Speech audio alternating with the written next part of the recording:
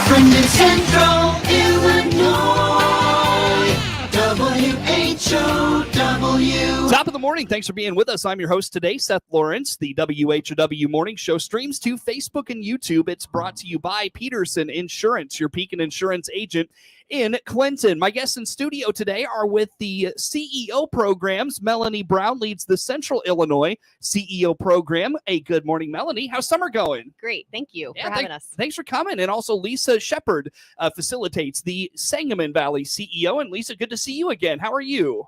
Well, good to see you too, Seth. Yeah, thanks for coming, ladies, and talking with us. Now, last time we visited, we talked a lot about the 21-22 school year and, how things went and all of those things felt more like a normal year and all of that. As we head into 22-23, this is probably going to be the first time it's actually a real CEO year where you're not going to be limited by COVID. You're going to be able to get out and go and do what you want to do and all of those things. So I'll guess, Melanie, start with you. What does that look like, having a full CEO year from start to finish? What's that mean? Well, I love your hope and your energy. That definitely gets me excited for the school year. So what we will be doing is starting out with an orientation in early August. Letters will go out to the students and their parents in the next few weeks. And then Lisa and I will get to planning our school year. And what that looks like is the opportunity for them to experience visiting businesses from all different angles. We have definitely been limited on the businesses that we've been able to actually go and tour. The limited number of speakers because of COVID restrictions and things of that nature. But it's just really exciting to think that we can fully emerge into what the CEO experience is supposed to be like. Sure. What does that look like for you, Lisa, fully immersing yourself into the CEO experience? I love that hope and optimism too, and we're looking forward to that experience and the hope of whatever normal should be all year long, But one of the aspects that I'm excited about is that our numbers are back up. In each program, we have 10 students, and one of the great opportunities our programs have from being so close is that we get to partner together. So to have 20 students and still be able to put them together will be great. Last year wasn't an issue with smaller numbers in both programs, but the year before we were restricted to not putting the programs together at all. So it's exciting to have 10 in each program and then still have those opportunities to connect at least on a monthly basis. Sure. And when you talk about connection, of course, that's there's a lot of ways that students connect in this program. They connect with business owners on those site visits. They connect with each other and working together and all of those things. They connect with a mentor. And that's what we're going to talk about here this morning is the mentor aspect of this. Lisa, talk about that mentorship. What do you need as in terms of a mentor? What does that mean for the CEO program? Mentorship is such a key component of our CEO program. Each student is paired with one professional mentor because we are asking them to go outside of the normal aspects of an academic school year. There's a lot of challenges and there's a lot of things that they are doing for the first time. And they need a professional who either has done similar things or connect them to others who have done similar things to help them along their path and encourage them. And the neat thing about both of our programs being in their fourth year is that we've built that foundation of some solid mentors, but with moving to 10 in each program, we're going to need more and need those business professionals that want to invest of their time and their knowledge in these students. Sure. How do you find mentors, Melanie, and what do you need from those individuals more specifically? So our mentors are individuals who have heard about the program and approached us and said, hey, how can I get involved? It's also any of our investors, we reach out to them and ask if they want to be involved at a higher level.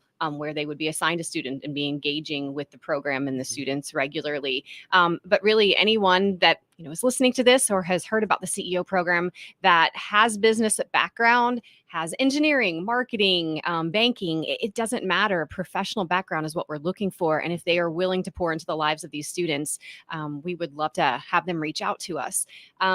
We typically ask that they are able to meet with us once a month in person with the students. My program, we always do the first Friday of every month during normal class time, which is 7:30 to 9 a.m.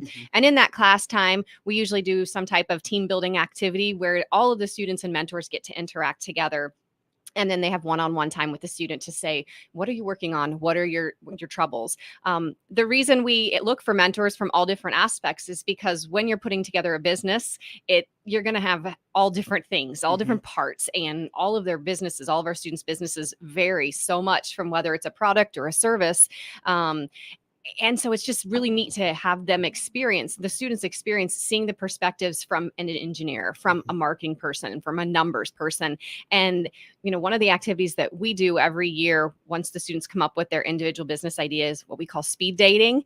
And they sit across from their mentor and they have 90 seconds just to give them their little pitch about their business. And then after 90 seconds, the students rotate and the mentors stay. So they get to give a 90-second pitch to all 10 mentors and get that feedback of, here's my initial thought of your business, of what you should look into and where it's strong and where it might have holes. Yeah, so for sure. it's an amazing experience. When it comes to matching mentors with the students, Lisa, do you try to match kids with a mentor that maybe would be a good fit, learn about each individual? How does that work?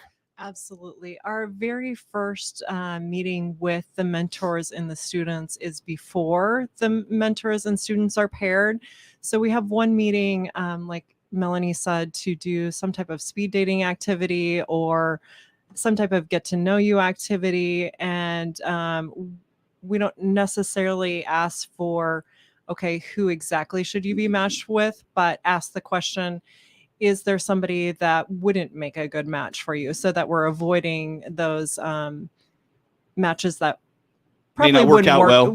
may not work out well. But then matching them on their interests and where they want to go in the program. And so far, those matches have worked out really well. Now, what's been neat in last year is that we have one gentleman who owned his own business, is now sold that business and semi-retired, but he is our roving mentor. So he is not assigned to a specific person, but really mentors the mentors and myself, and steps in for each of those students when their mentor can't make it to that monthly mentor meeting. And he's been incredible, just in that, like, he'll write a poem every now and then and end our mentor meeting with a poem. But the mentor meeting is a highlight every month. Sure. As we walk away from that. Sure. Again, that's Lisa Shepard. She facilitates the Sangamon Valley CEO program. Melanie Brown facilitates the Central Illinois CEO program. What have you ladies found the impact of a mentor to be, from your students' perspective in the first couple of years of this program? I'll start with you, Melanie. How about that? Well, one of the things that I love is at the end of the year, as we reflect with our students, I ask them just, what have been your highlights? What have been your favorites? And I will never forget, one of my students this year, she said, at the beginning of the year, our first mentor day, I was so nervous. And it was like the students stood in a huddle and the mentor stood in a huddle. And I kind of nudged them to go shake hands and introduce themselves. And they said, we felt so awkward and didn't really know how this relationship was going to work. We felt, like students, and we felt like they were adults. And by the end of the year, anytime we had a mentor day, the students are walking in, shaking hands. How are your kids? How is business going? And they said, we feel like they are part of our network. They are just part of our group of people. We are no different than them, even though age is what, distinguishes the difference between us. And it's just neat to see that beautiful friendship as well as mentorship grow. As well as the excitement that these mentors have for the future generation in this area in business. Sure. And it's twofold. Like, the mentors always walk away saying, you feel that you learned a lot from me, but you have no idea the impact you made on my life. And Interesting. that's really cool. I want to come back to that in a little bit, but first I want to hear from Lisa. What have you heard from your students about what mentors mean to them and the impact they make on them? It really means that they're not alone in the process, and that they have that first line of somebody cheering for them, somebody who has their back. Um, they've just been really neat encouragers, and I've seen it over the course of the year where, they have to write a business plan, they have to put together a group business and then an individual business. So it's that kind of encouraging cheerleading session where they get re-energized, new ideas, a new foundation as to what they can do, and then go execute that and come back the following month and check in and get re-energized. And it's just a really neat program, and our mentors are just all fabulous people. Sure. Melanie, you mentioned, the mentor or the mentors. Yeah, they say they get a lot out of this. What do you hear from them? Well, it's exciting because they, they're pouring into these students because they believe in the vision and the mission of the CEO program. Then they meet the students who are the CEO students. They get firsthand experience of these outstanding individuals who are motivated and hardworking and dedicated. And, anytime we talk about CEO, we say, okay, these students start their own business. And it sounds like an idea, but they legitimately create product and bring it in and show these mentors. And the mentors are just inspired by the energy and the innovation of these students. They love the fact that they're learning these life skills, these soft skills that we've talked so many times about early on in age. And just, it gives them hope, and it gives them this even network of who could we hire in the future. Here's a pool of individuals that I know I could reach out to help keep my business going or help keep the economic development of this area going. And that speaks to the networking piece as well. It does. That these kids are making those connections, and it's foundational for their future and such. Lisa, how about you? What do you hear from your mentors as it relates to the impact the students make on them? That's a good question. I think the neat part of it is we do a mentor wrap up at the end of every year, and that speaks most to what they have to say at the end of the year, that each mentor has just that sense of encouragement, and it's just it's so hard to put into words, and I'm struggling here, but it's one of those things that you almost have to come watch and see, that just, it's like an inside joke, except for not a joke, right? Yeah. Yes, that's a good way to put it. That just that relationship that's built over the year, and then sitting in a last meeting with the mentors and the mentees, and having each of the mentees be able to stand up and verbalize what this mentor has meant to them. And then the same happening with the mentors towards the mentees. There's not very many opportunities that we get to hear that feedback and to see that feedback and to watch it grow and watch what the journey brings to the life of both the mentors and the mentees. Sure. Go ahead. Yeah, I was just going to add to one of the things that I love is that we've planted the seed in the students' in their lives of the value of a mentor. We've all had mentors in our lives at some point, and I know I didn't have one at 17, or I didn't call it that. I didn't know what that was. I didn't understand the value of that. And already we've told them, and we have empowered them to say, whether you continue this relationship with your mentor moving forward or not, in your next season of life, get a mentor. Get a mentor that's going to speak to you in your professional career and your personal life, but it is so important. And so I think that is one of the greatest gifts that we've given these students, to recognize the value of it. And then as a mentor, we've empowered them to say, hey, keep doing this, keep reaching out in some capacity, whether it's in your field, in your community, in your church, but mentor people, because it's so powerful. We'll talk more about that when we come back. How do folks find out about the Central Illinois CEO program, Melanie? They can follow us on Facebook at Central IL CEO or centralillinoisceo.com. And Lisa, how about your chapter? We're we're at Facebook at Sangamon Valley CEO or online at sangamonvalleyceo.com. And again, that's Lisa Shepard. She facilitates the Sangamon Valley CEO program, and Melanie Brown facilitates the Central Illinois CEO program. Our guests in studio, more to come with them on the morning show.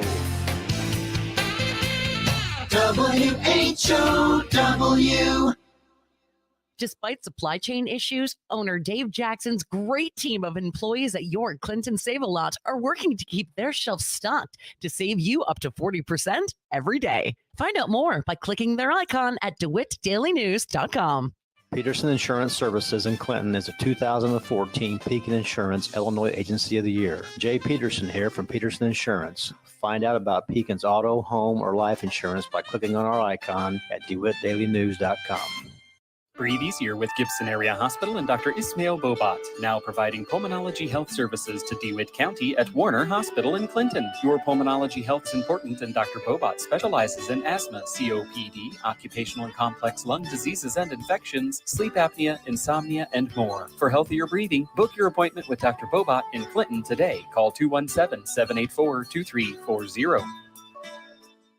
Thank you for listening to this Miller Media Group radio station. We appreciate you making the choice to tune in to us. We want to remind you of some things to keep the attorneys happy. Our stations allow one winner per household in a 30-day period. Cash prizes are mailed to our winners within 30 days of winning. And as you've probably already guessed, portions of today's programming on this Miller Media Group radio station were pre-recorded and are mechanically or digitally reproduced. There.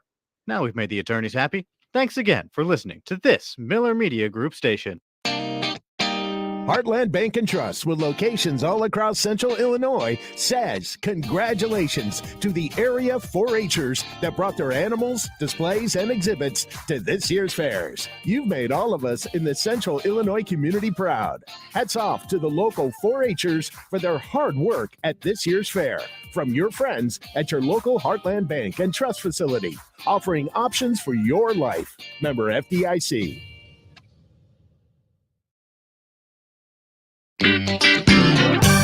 Your friend in Central Illinois. WHOW. Once again, a good morning. Thanks for being with us. I'm your host today, Seth Lawrence. My guest in studio today, Melanie Brown, facilitates the Central Illinois CEO program, and Lisa Shepard facilitates the Sangamon Valley CEO program. And as we look to next year, we're talking mentors and what those, the importance of those in the program and to the kids and all of those things. Melanie, what does it take to be a mentor? We kind of hit on this and then got away from it. Talk about the process to become a mentor. Absolutely. The top priority of being a mentor is just the willingness to serve. And in that capacity, that means that starting in late August, early September, we will begin communicating with our mentors to pair them with our students.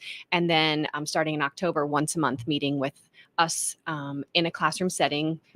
Our classroom setting, 7:30 to 9 a.m. once a month throughout the whole school year.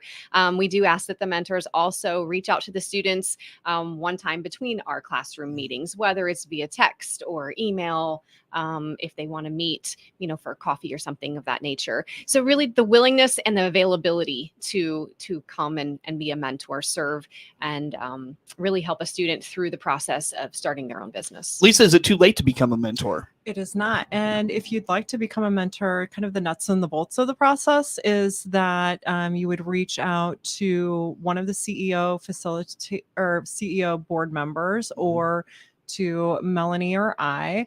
That can be done via an inquiry on our Facebook page, or our email addresses are on our Facebook page or on our websites. So they could reach out and email one of us. And then once they start that process, there is a background check for mentors. We want to keep those students safe. And so they would have to go through the background check. And then like she said, in September, early September, October, there's usually that first kickoff meeting. And then by October at least in our program, it's October. I don't know if it's Yep, the same. absolutely. They are paired with their individual mentee. And then from the time they are paired, they meet in that mentor meeting once a month. I'm glad you brought up the aspect of the background check. I was wondering if there was background or training or anything of that nature. Is it go beyond a background check, Melanie? We have what we call a training. It's the students are present as well. It's basically the expectations of the program. Oh, okay. And we do hit on the background check and the reason why we are affiliated with the school. And then we are obligated to make sure that we are providing safe volunteers to interact with our students. Because if you weren't affiliated with the school, you would just let anybody in, right? You're right. That sounded awesome. No. I got a kick out of that. But it's, anyways, when we're talking about mentors, mentees, anything I missed, ladies, you want to put out there today? I would love to just flip the script. Like, what has a mentor done in your life? I think as we get to be adults, that we can look back and see the impact that mentors have had on our life. And have you had any mentors? Yeah, Jared White, our station manager, has just been, I mean, every step of my, process here at the radio station has just been great to lean on and go to for knowledge and advice. And he's like I owe a lot of where I'm at to him, and I never really ever forget that. How about you, ladies? I think back, if I'm thinking high school days, I had a couple of youth group leaders that were very impactful in that early formation and being willing to just be real with what's hard in life and what's great in life, and seeing them model what life looked like just made it easier to follow along that path. So, yeah, I was thinking, back in my, when I was a kid, youth pastors and those sorts of those types of folks, coaches and the like. How about you, Melanie? Well, I remember feeling the need and seeking out a mentor after I had kids. It was a huge transition in my life. I went from being career woman to stay-at-home mom, and just reached out to a couple women from my church who were 1 or 2 seasons ahead of me. And, the qualities of a mentor that I feel that stood out to me and that has been most impactful is just someone who is willing to listen and point you in the right direction. So if you are listening to this and you're thinking, gosh, I would love to work with these students and I would love to be a mentor, but I've never written a business plan, that's okay. They need someone who will listen and then guide and direct them. So you don't have to be jack of all trades in order to mentor these students through starting their own business. Sure. Well, I would direct everyone to your specific Facebook pages or websites for more information on that. Unfortunately, I do have to let you ladies go. Good to have you in studio as always. Melanie Brown, Central Illinois CEO Program. Lisa Shepard, Sangamon Valley CEO Program on the WHOW Morning Show. With SRN News, I'm Rich Thomason in Washington. Wall Street's benchmarks trading sharply lower this morning following release of the government's consumer price index for the month of June. The CPI shows a 9.1% year-over-year surge in inflation in June, and that's far higher than analysts had been expecting.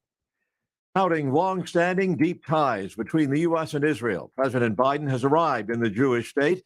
The president speaking this morning during a welcoming ceremony at Ben Gurion Airport. Israel is skeptical of his support for the Iran nuclear deal. Israel, the first leg of the president's current trip to the Middle East on Friday, he pays a visit to Saudi Arabia. And looking at Wall Street right now, the Dow is down 401 points. The NASDAQ Composite Index off 100. The S&P is down 43 points. More details at srnnews.com. Despite substantial rains in parts of Illinois last week, serious drought concerns remain for Illinois. Ed Shimon at the National Weather Service in Lincoln says the rains of last week were substantial for some areas in the west and northern portions of the state. Otherwise, most areas saw minimal rainfall. Yeah, we did get some very beneficial rain. All of central Illinois really got at least an inch, and most areas got more than 2 inches, with a swath of 3 to 5 from like Schuyler County down to Effingham and Mattoon. So not far. I mean, south of the Clinton area here. So, but in the Clinton area, it looks like, about 2 to 2 1/4 right across that area too. So how helpful is it going to be that the moderate drought was in Champaign, Piatt, and Douglas County on the Climate Prediction Center's drought outlook. That area got to 2.5. So I think we're going to see at least a reduction in area of that moderate drought. And then we had abnormally dry is also in there.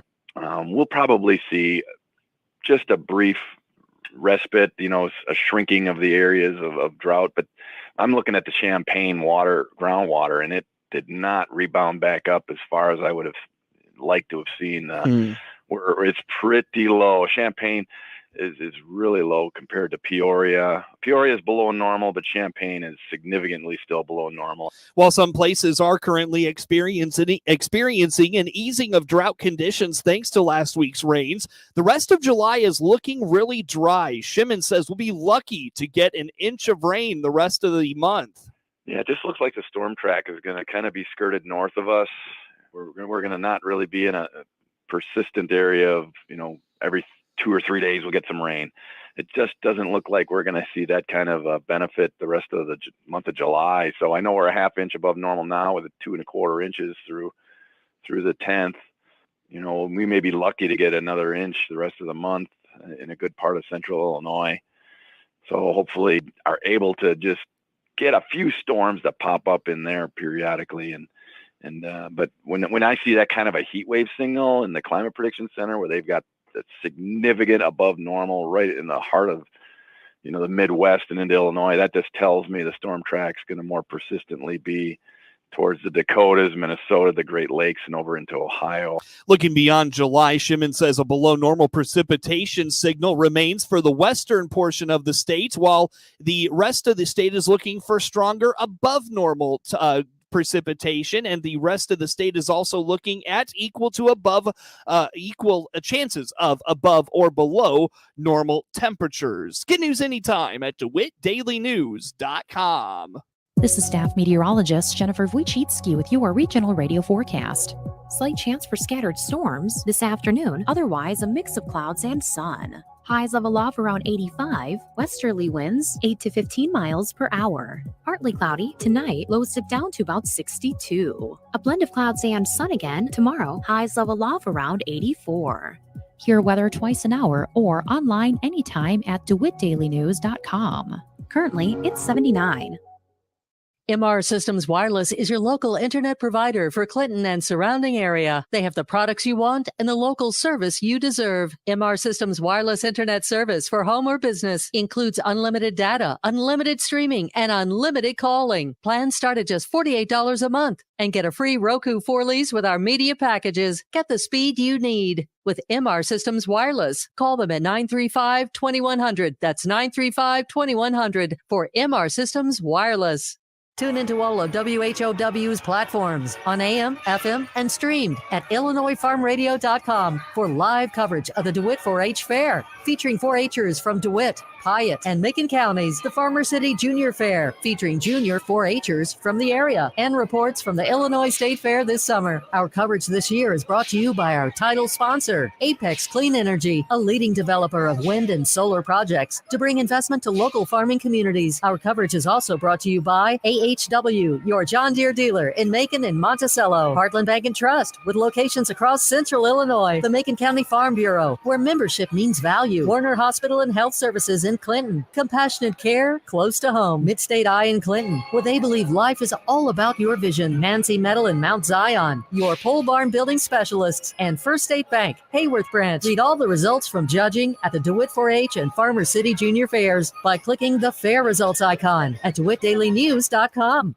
You're listening to a best of segment of the WHOW Morning Show, brought to you by Peterson Insurance, your Pekin Insurance agent in Clinton. Again, this is a best of the WHOW Morning Show.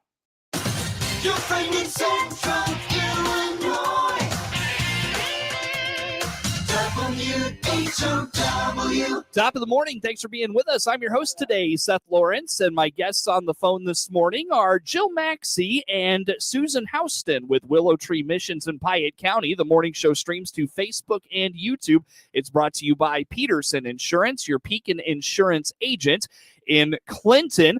Ladies, good morning, and thank you for making time with us today. We certainly appreciate it. And Susan, we're going to start with you this morning because you and I started a conversation in our last visit about the cycles of abuse, and we talked about things from how an individual ends up in an abusive situation and what the cycles are and the steps are in attempts to leave and why they leave and why they stay and those sorts of things. And I think Susan, the most compelling thing you told me in our last visit is that it can take a victim up to 7 tries. The average, I think, is like 7 tries before they might leave a situation.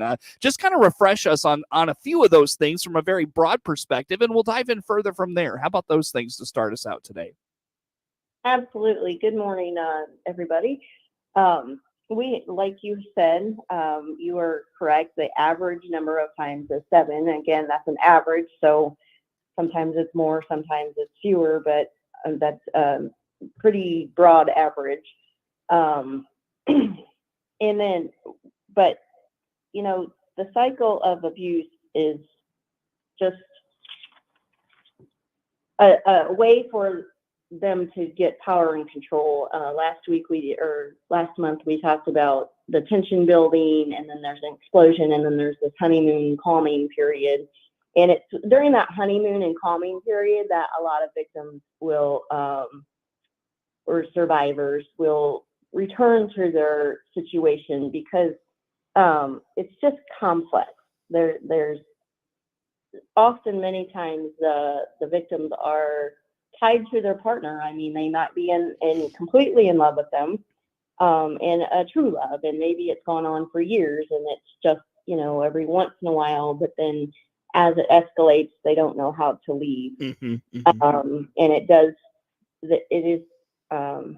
There is research saying that it does escalate over time, and those tension building phases actually get shorter and shorter, and then there's more explosions. And then the honeymoons aren't quite as long. And that's when it's when those honeymoons start getting shorter and shorter that they realize that maybe this is not good, or maybe this isn't going to change. And so that eventually leads them to be able to leave potentially. But there are probably many, many, many that stay. And that's unfortunate, but it's true. But if you think about even people who are not abused, how much you're tied to a partner, and whether that's finances or children or housing. Maybe I know some have disabilities that they rely on their partner for, and sometimes they're just scared of their partner and they don't want to leave. So it's just, when we talk about reasons why they stay, there's a number of reasons why they stay, and it's just hard to leave. And then sometimes people, and this is a little bit difficult to understand, and it can be frustrating if you're somebody trying to help victims, but leaving is not actually always the safest option for them. And sometimes they have to get through an explosion, get to the honeymoon period, just to be safer. And actually, and that doesn't sound right. And I know that doesn't sound right, but it is essentially, it's kind of like if they submit, then they're going to not get hurt as much. Whereas if they try to leave at that moment in the middle of an explosion, then it's going to be worse. Yeah. One thing you ladies mentioned last time we talked, and I was struck by the compassion with the message. I think it was you, Jill, that mentioned, we'll see victims, several times before they are able to leave. And you said every time you're glad to see them, every time they're welcome, whether they've been there twice, whether they've been there 7 times. You're glad that they're there receiving services. But I wanted to ask about, and we didn't get to this in our last conversation, so I'm hoping you ladies can expand on it here. I think it was you, Susan, that mentioned you want these women that are coming to you to develop a safety plan What does that look like? And even if they're not ready at that point, that particular moment to leave their situation and they go back to it, why is that important to have that safety plan? Can you elaborate on that a little bit? Absolutely. The safety planning is exactly what it sounds like. It's a plan to have in place when they're ready or when they're going to attempt to leave. And it includes things like knowing where you're going to go and knowing where you have an extra set of keys and knowing that you have put some money away so people who are ready to leave or getting ready to leave, or there's a continuum on I won't get into counseling terms too much, but essentially there's phases of change. And in a pre-contemplation stage, they're not ready at all. And then you get into the contemplation, and then they're about ready to change. And then they get into the actual changing part. So it kind of depends on where they are. But as they go through those stages, they start to realize, like, I do need to have a plan. What am I going to do? In that, like I've already said, it includes getting an extra set of keys and putting it somewhere that in case your abuser takes your keys and takes away everything from you, you have already planned on something happening. So you know where those things are. And another piece is money is a big thing. Financial abuse we see it often, very, very often. The economics, like keeping them from a job, giving them a certain allowance and making sure that they know where their money is going, if they even get any money, not bringing in any income so they wouldn't be able to leave. So if there is a way to start saving some kind of money, then even if it's a little bit, just to get you somewhere. If you have a trusted friend or family member that you can give a little bit here and there, and to start building that to know that you're going to need it. We say trusted friends and family, but if you have a hiding spot or something, then do that. But put clothing there, put medications there, put identification there, important paperwork there. Birth certificates. Sorry. Birth certificates are important too. So just kind of, if you're in that contemplation stage and you just start getting these things ready, so when you are strong enough and empowered enough that you can leave, then you'll have that ready to go, and it's actually empowering to do that. Excuse me. Mm-hmm. To have that ready to go, and it actually helps motivate them to know that they've planned something. Clearly, not everybody makes a plan. Sure, but we do encourage it just to, and it breaks our heart when they go back. And Jill is right. We love to see them come back to us, and I know there's a lot of humiliation or embarrassment that comes with that, because they're like, oh, well, they've already helped me and now I went back and now it's happening again. We don't care. It doesn't matter to us. That we'll help you as many times as you need, because we know that each time you're getting stronger, and we know that eventually that you will be motivated and empowered to leave, and we want to help you through that and help you wherever you are in that process. Again, Jill Maxey and Susan Houston with Willow Tree Missions in Piatt County, my guests on the phone today. So what are some catalysts for women to leave their situation, Susan? Is there a common denominator in something that happens? What do you see most often? What does some of the data tell us about these situations? I apologize. What was the question? No, it's all right. Yeah, it's what is there a catalyst for women leaving their situations? Is there a common denominator? What do you see? What does the data tell us? How about some of that? I'm not sure that there is a common denominator. Every single case that we get is different, and sometimes it's just they've had it and they've been threatened to die and they actually believe it. And I would say the most common is they actually believe that they're going to die if they stay.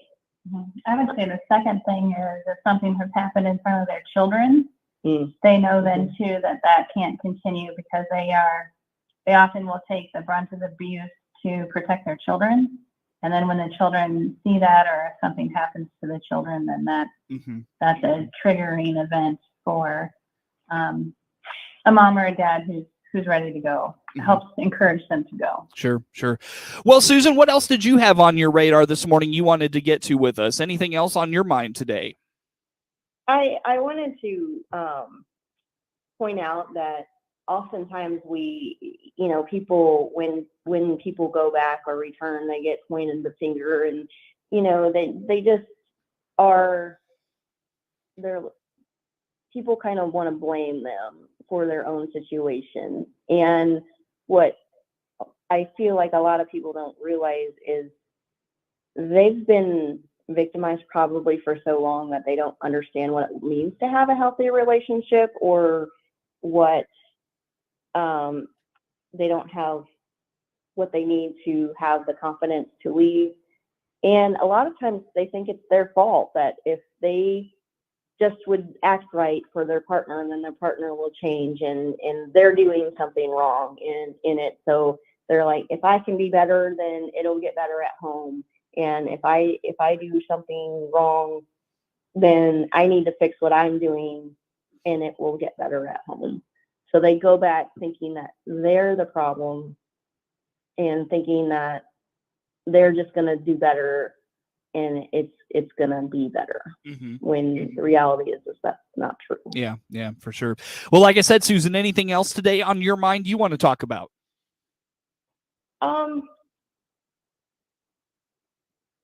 I think one of the pieces, love bombing. That's kind of a new phrase. Yeah. Tell us about love bombing. This is becoming quite an issue, it sounds like. What is this all about? So it's kind of this very quick, over-the-top display of affection and attention. So it's meant to influence another person. It's actually a form of emotional abuse, and it's essentially somebody trying to convince somebody else that they want to be in a relationship with them, and that is actually a big red flag, and it violates the boundaries of an uninterested party. And some of the terms they use is, oh, you're my soulmate, or we're meant to find each other, and these exaggerated compliments as life is nothing without you, and maybe you've only known them for a few weeks or a few days, or and maybe somebody's told them that they're not interested, but they keep going, and they're like, oh, well, your life, my life will be perfect if you're in it, and we're meant to find each other, and they'll give the person gifts and over communicate. So over communication is huge, because it's like all day, every day communication, texting, messaging, and essentially it's all trying to convince the uninterested party that they should be with them. And a lot of times it works. And that's like I said, it's a form of emotional abuse, and it's a red flag. And to not get into those relationships, if you really honestly are not interested, then don't go with it. And so that's what love bombing is. Yeah, sure. Well, ladies, how do folks learn more about your resources and all the things you do? Well, people can check out our website at willowtreemissions.org. We have a page for resources, and we also have the Piatt County Domestic Violence page if they are looking for specific resources for domestic violence. Very good. Let's take a time out here, friends, and come back with some more. Jill Maxey and Susan Houston with Willow Tree Missions in Piatt County, my guests on the phone. And again, the morning show streams to Facebook and YouTube. It's brought to you by Peterson Insurance, your Pekin Insurance agent in Clinton.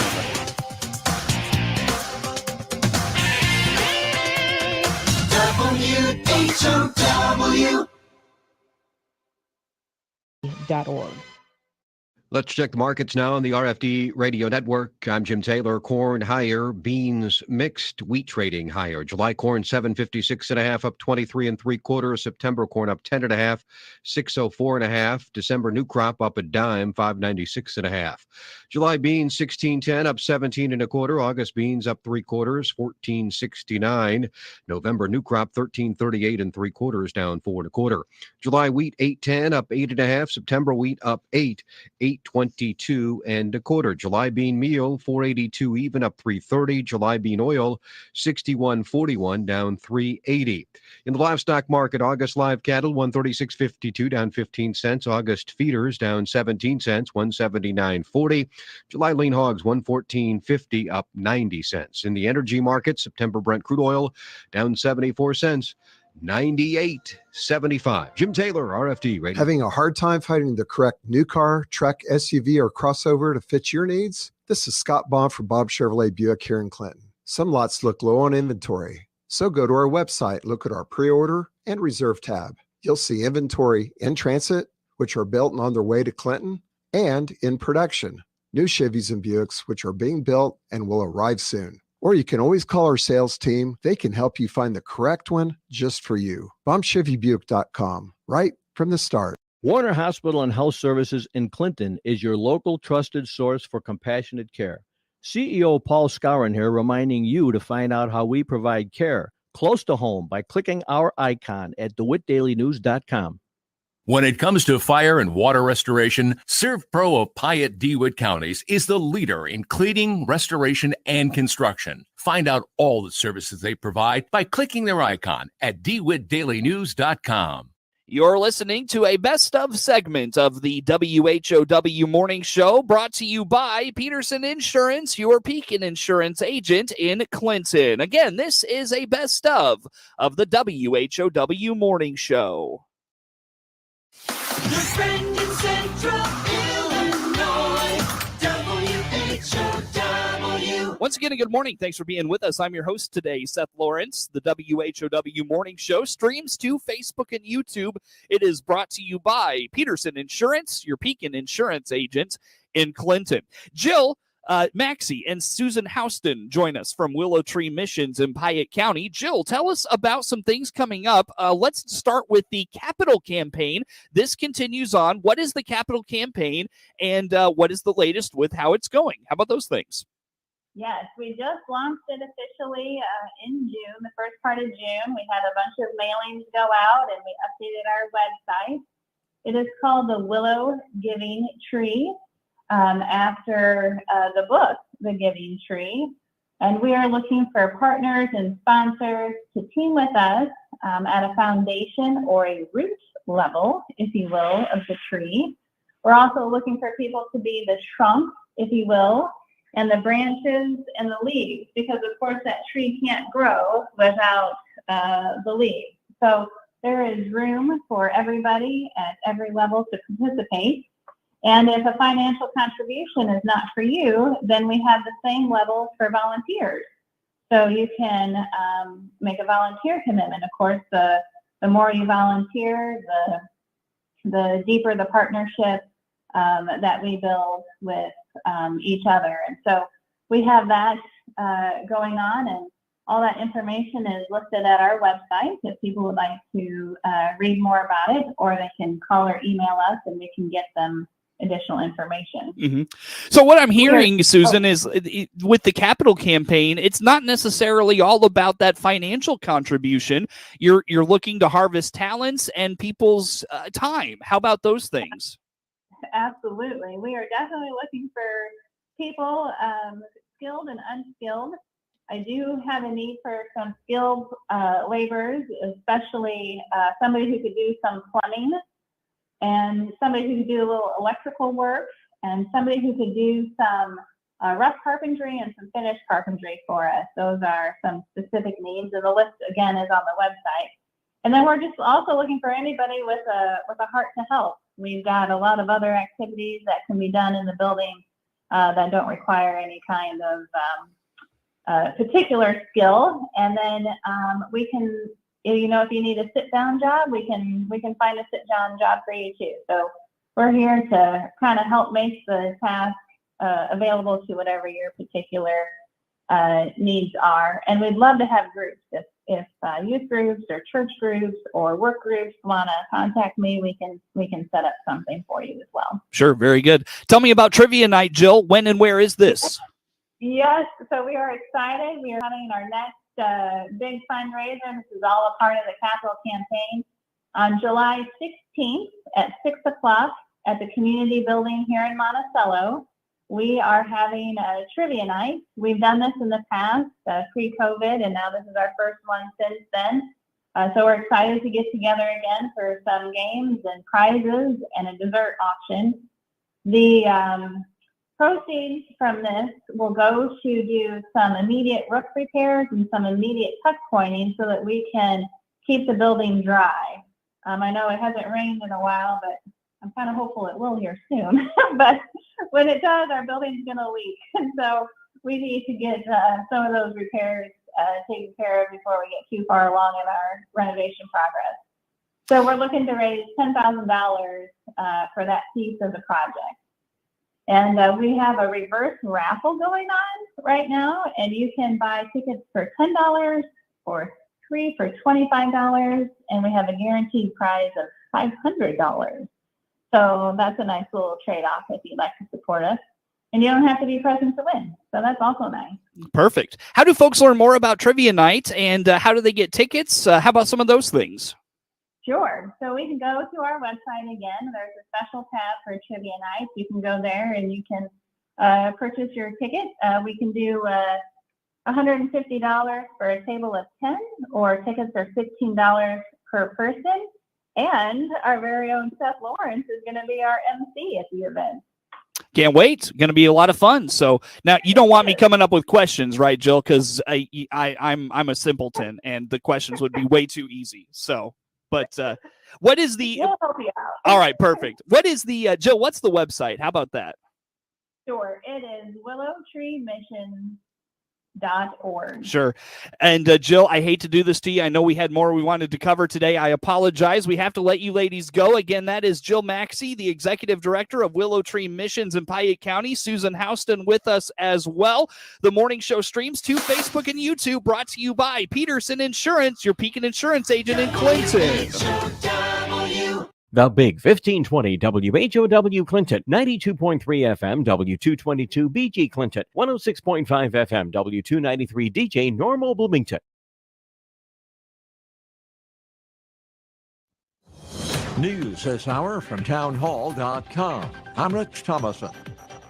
It is a fresh 40-year high for inflation. The latest figures from the Bureau of Labor Statistics finds inflation rose 9.1% last month from a year ago, the biggest 12-month increase since 1981. That's up 1.3% from May and a bigger jump than many economists had forecast. Correspondent Jennifer King. President Biden describes as bone deep the ties between the American and the Israeli people. I say again, you need not be a Jew to be a Zionist. The president speaking upon his arrival this morning in Israel. Mr. Biden's Middle East visit will also take him to Saudi Arabia on Friday, and he will be meeting with the Saudi Crown Prince Mohammed bin Salman. The White House insists the president is not going to the Saudis to beg for oil. Also, at townhall.com, there is a fresh wave of outrage in Uvalde, Texas. Newly released surveillance video shows police waiting in a Robb Elementary School hallway as a gunman went on a shooting rampage inside a classroom. It's been known for weeks, but the 77-minute video published by the Austin American-Statesman shows it. Gunshots ring out. Then heavily armed police milling in the hallway, even using hand sanitizer. Finally, the classroom is breached. The gunman shot. Unbelievable. The video dominated talk at a city council meeting last night. Adam Martinez, whose 8-year-old son attends the school, spoke to KSAT and was critical of police. Anybody see them do a good job? just because they tried to go in there, was that good enough? Is that good enough for the people that were bleeding out? I'm Julie Walker. A Clear Creek Township, Ohio police officer hospitalized in critical but stable condition, being shot in the head while answering a domestic violence call last night. Clear Creek Township, about a dozen miles south of Dayton, Ohio. The Dow down 215 points. More on these stories at townhall.com. Hey, I'm Andy. If you don't know me, it's probably because I'm not famous. But I did start a men's grooming company called Harry's. The idea for Harry's came out of a frustrating experience I had buying razor blades. Most brands were overpriced, overdesigned, and out of touch. At Harry's, our approach is simple. Here's our secret. We make sharp, durable blades and sell them at honest prices for as low as $2 each. We care about quality so much that we do some crazy things, like buy a world-class German blade factory. Obsessing over every detail means we're confident in offering a 100% quality guarantee. Millions of guys have already made the switch to Harry's, so thank you if you're one of them. And if you're not, we hope you give us a try with this special offer. Get a Harry starter set with a 5-blade razor, weighted handle, shave gel, and a travel cover, all for just $3 plus free shipping. Just go to harrys.com and enter 3388 at checkout. That's harrys.com, code 3388. Enjoy. The president of Sri Lanka has fled the country. Slipping away only hours before he promised to step down under pressure from protesters angry over economic chaos. This triggered severe shortages of food and fuel. Protesters are also demanding that the prime minister go as well, and thousands rallied outside his office today, with some storming the compound. The prime minister's office declared a nationwide state of emergency and imposed a curfew in part of the country. The Sri Lankan Air Force said the president and his wife left aboard one of its planes bound for the Maldives. Tasha Stevens reporting. The U.S. Navy has sailed a destroyer close to China-controlled islands in the South China Sea. Washington says it was a patrol aimed at asserting freedom of navigation through the strategic waterway. The guided missile destroyer USS Benfold sailed past the islands and continued on with its operations in the South China Sea. News and analysis at townhall.com. For the first time in several years, the White House has hosted the Congressional Picnic. Hundreds of House members, senators, their families, staffers, and White House aides chowed down on fried chicken, Philly cheesesteak sandwiches, smoked barbecue brisket, and veggie sandwiches as President Biden and First Lady Jill Biden bring back the Congressional Picnic. I wish we were able to do more of this so that you all got to know one another well. The president says the gathering gives members from both parties time to get to know each other as neighbors. Get to know each other's families. Get to know your spouses, your kids. Get to know one another in ways that are more personal. Tim McGuire, Washington. Twitter pursuing a lawsuit against Tesla CEO Elon Musk, trying to force him to complete a $44 billion acquisition of the social media company. Yet on Wall Street, the Dow down 179. More on these stories, townhall.com. This is Pastor Paul Stroop, Clinton Presbyterian Church. Allow me to lead us in a word of prayer. Oh God, we pray for all those impacted during this pandemic. Remind us what it means to live in community and help us to have concern for others above ourselves. During these challenging times, guide us to spread hope and not fear, to find unity, not division. Give us the courage, the strength, and an unwavering trust in you. In your name we pray. Amen. This is staff meteorologist Jennifer Wojcicki with your regional radio forecast.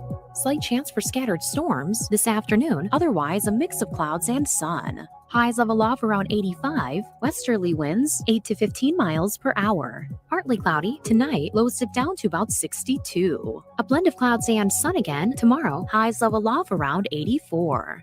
Hear weather twice an hour or online anytime at DeWittDailyNews.com. Currently, it's 79. Everybody just take a deep breath. The markets are still crazy, but at least they're moving back to the upside this morning. We're going to dig deep into this morning's inflation report, and then let's get crop updates from Nebraska and Minnesota. Live from Wednesday the 13th via Farm Journal broadcast, this is AgriTalk This Morning. We'll begin with Robert Fox from CoBank. Then it's our Farmer Forum with panelists Kevin Papp and Greg Anderson. And right after the news, Margie Eckelkamp from The Scoop. I'm handsome newsman Davis Michelson. And now the host of Agri Talk, Chip Flory. All right, Davis. Thank you so much. Yeah, I'm looking forward to the crop updates this morning. That's where we're going to start with the Farmer Forum. Yesterday morning, there was some weather that blew through eastern Nebraska. I'm not exactly sure what happened, but we'll get an update from Greg on that. And then Minnesota has just kind of been a hodgepodge of conditions so far this year. Some areas really good, some areas not so good. We'll find out where Kevin's at up there this morning when we talk with him. So Are there, looking forward to that. How you doing, buddy? Not bad. Are there other kinds of podges? You said the weather's been a hodgepodge. Well, I said the crop conditions. Are there other podges? Is there a normal podge? That is consistency considered a podge? Can you help me with this? I don't think so. You ever wonder about that kind of stuff? I can't help you with this because honestly, no, I don't wonder about this stuff. Oh, how's the weather been? Oh, it's been a podge.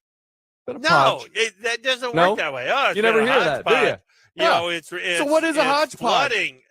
It's variable. But how many times have you heard me use the word variable? Well, how many times have you heard me use the word hodge?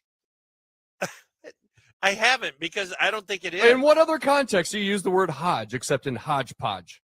I don't think you do, because I don't think hodge or podge is a word. You put them together and hodgepodge is a word. It's like chocolate and peanut butter. You put them together, then boy, how do you really got something. Now you got a Reese's. peanut butter cup. Yeah, baby. Yeah, baby.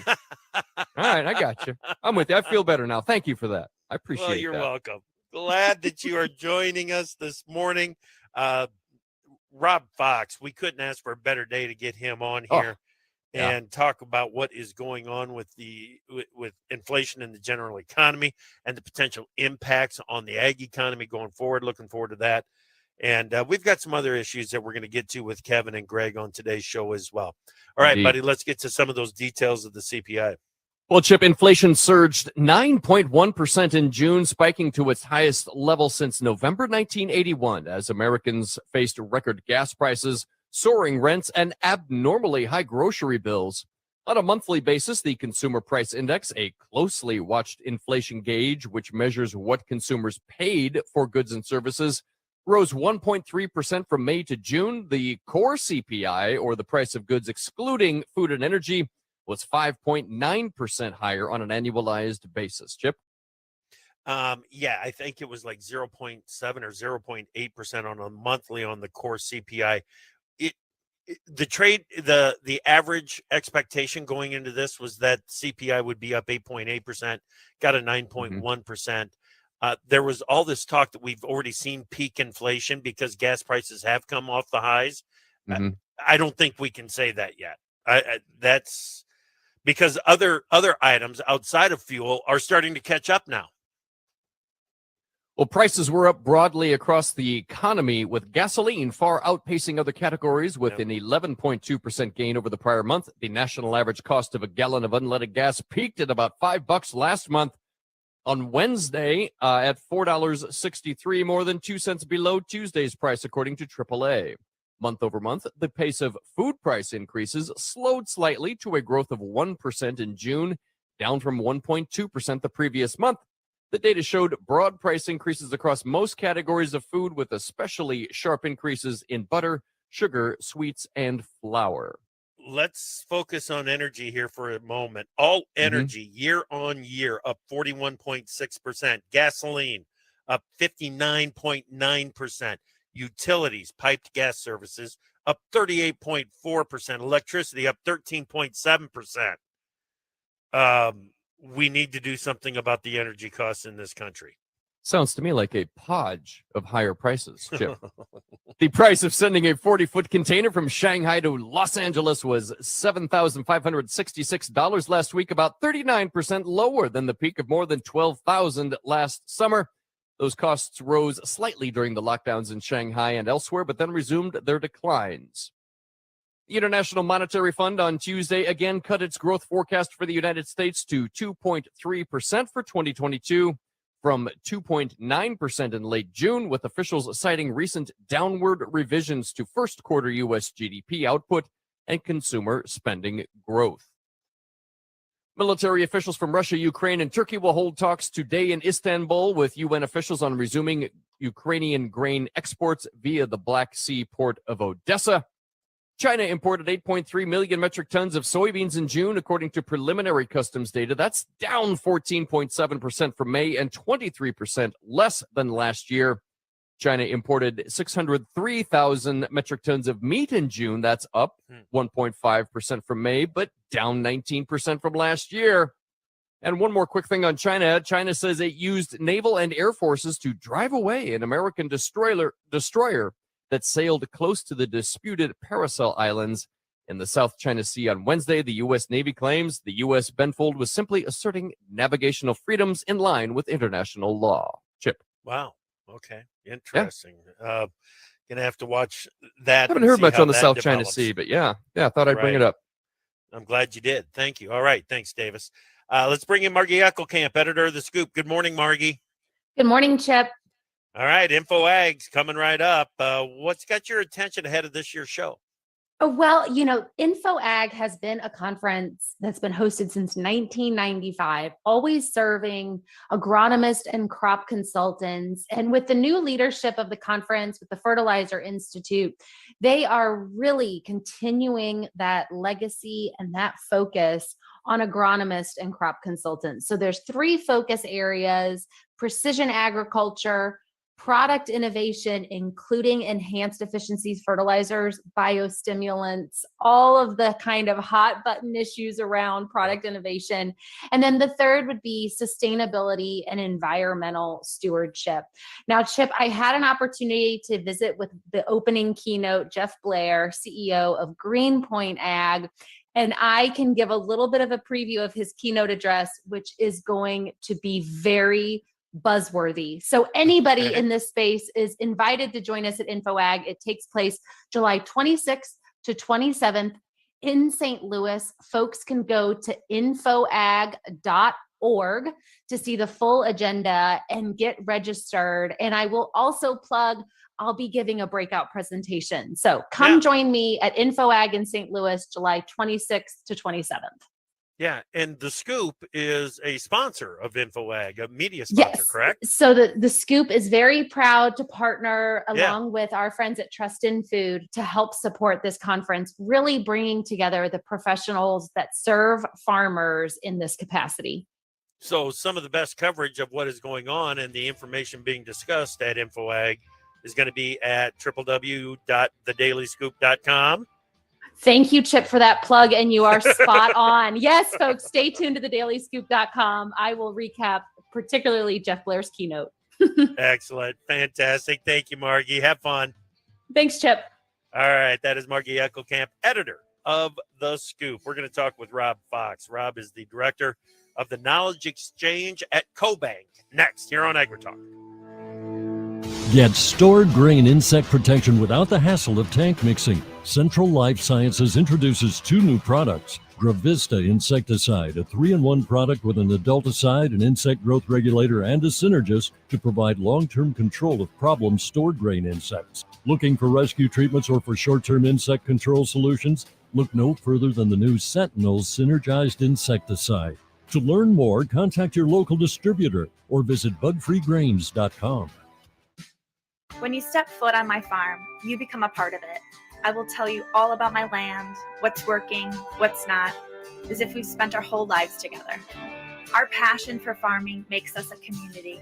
And as part of that community, I want to see us all be successful, whether I'm working on your farm or with my job at Case IH. My name is Kelsey, I'm a farmer, and I work for Case IH. Case IH, built by farmers. Farming is more than a livelihood. It's a legacy. Simplot was founded by a hardworking farmer like you over 90 years ago, and we've been growing America's farms for generations. With local crop advisors grounded in your success, Simplot Grower Solutions is in your fields and by your side. We dig in deep to pinpoint what you need, where you need it, when you need it, even when the forecast is unpredictable. Find your local crop advisor at simplotgrowersolutions.com. The Scoop Podcast is where we talk about tight supply chains, emerging agronomic challenges, technology tools delivering ROI. I'm Margie Eckelkamp, editor of The Scoop and host of The Scoop Podcast. Join me as I interview leaders from across the ag retail sector. Farmers are working hard for every bushel, and their trusted advisors are by their side. Find The Scoop Podcast wherever you find podcasts so you are up to date on everything ag retail. Scott Baum here from Baum Chevrolet Buick in Clinton. Search our big selection of pre-owned cars and trucks by clicking our icon at DeWittDailyNews.com. Dr. Bradley Grant here from Midstate Eye in Clinton. If your little one is entering kindergarten or new to your school district, make an eye exam appointment now so you'll be ready for school. Find out more by clicking on our icon at DeWittDailyNews.com. This Miller Media Group radio station and DeWittDailyNews.com are the places to turn when the weather turns bad. We provide you on-air closings and cancellations every 10 minutes when applicable. Plus, our cancellation list is constantly updated on DeWittDailyNews.com. Just click on the icon label Cancellations, Delays, and Closings. And when you need the latest road report, just click on the Road Conditions icon. Both are on the blue menu bar just below the masthead. On air or online, we've got you covered 24/7. This is AgriTalk being streamed at IllinoisFarmRadio.com from WHOW. We've got pearls of wisdom on AgriTalk. Welcome back to AgriTalk. I'm your host, Chip Flory. Davis is lurking out there someplace, but we had big news this morning. CPI up 9.1% year on year. We're going to have a conversation about inflation and potential impacts on the ag economy right now with Rob Fox. Rob is director of the Knowledge Exchange at CoBank, joins us right now. Rob, welcome back to AgriTalk. How are you? Good. I'm doing great, Chip. How about you? Doing just fine. Glad that you're here this morning.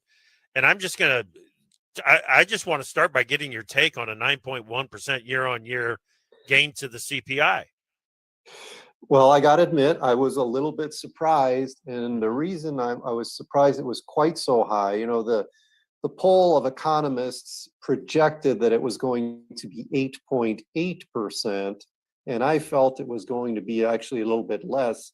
And the reason I thought that was because in the last week or so of June, we started to see a pretty noticeable decline in gasoline prices.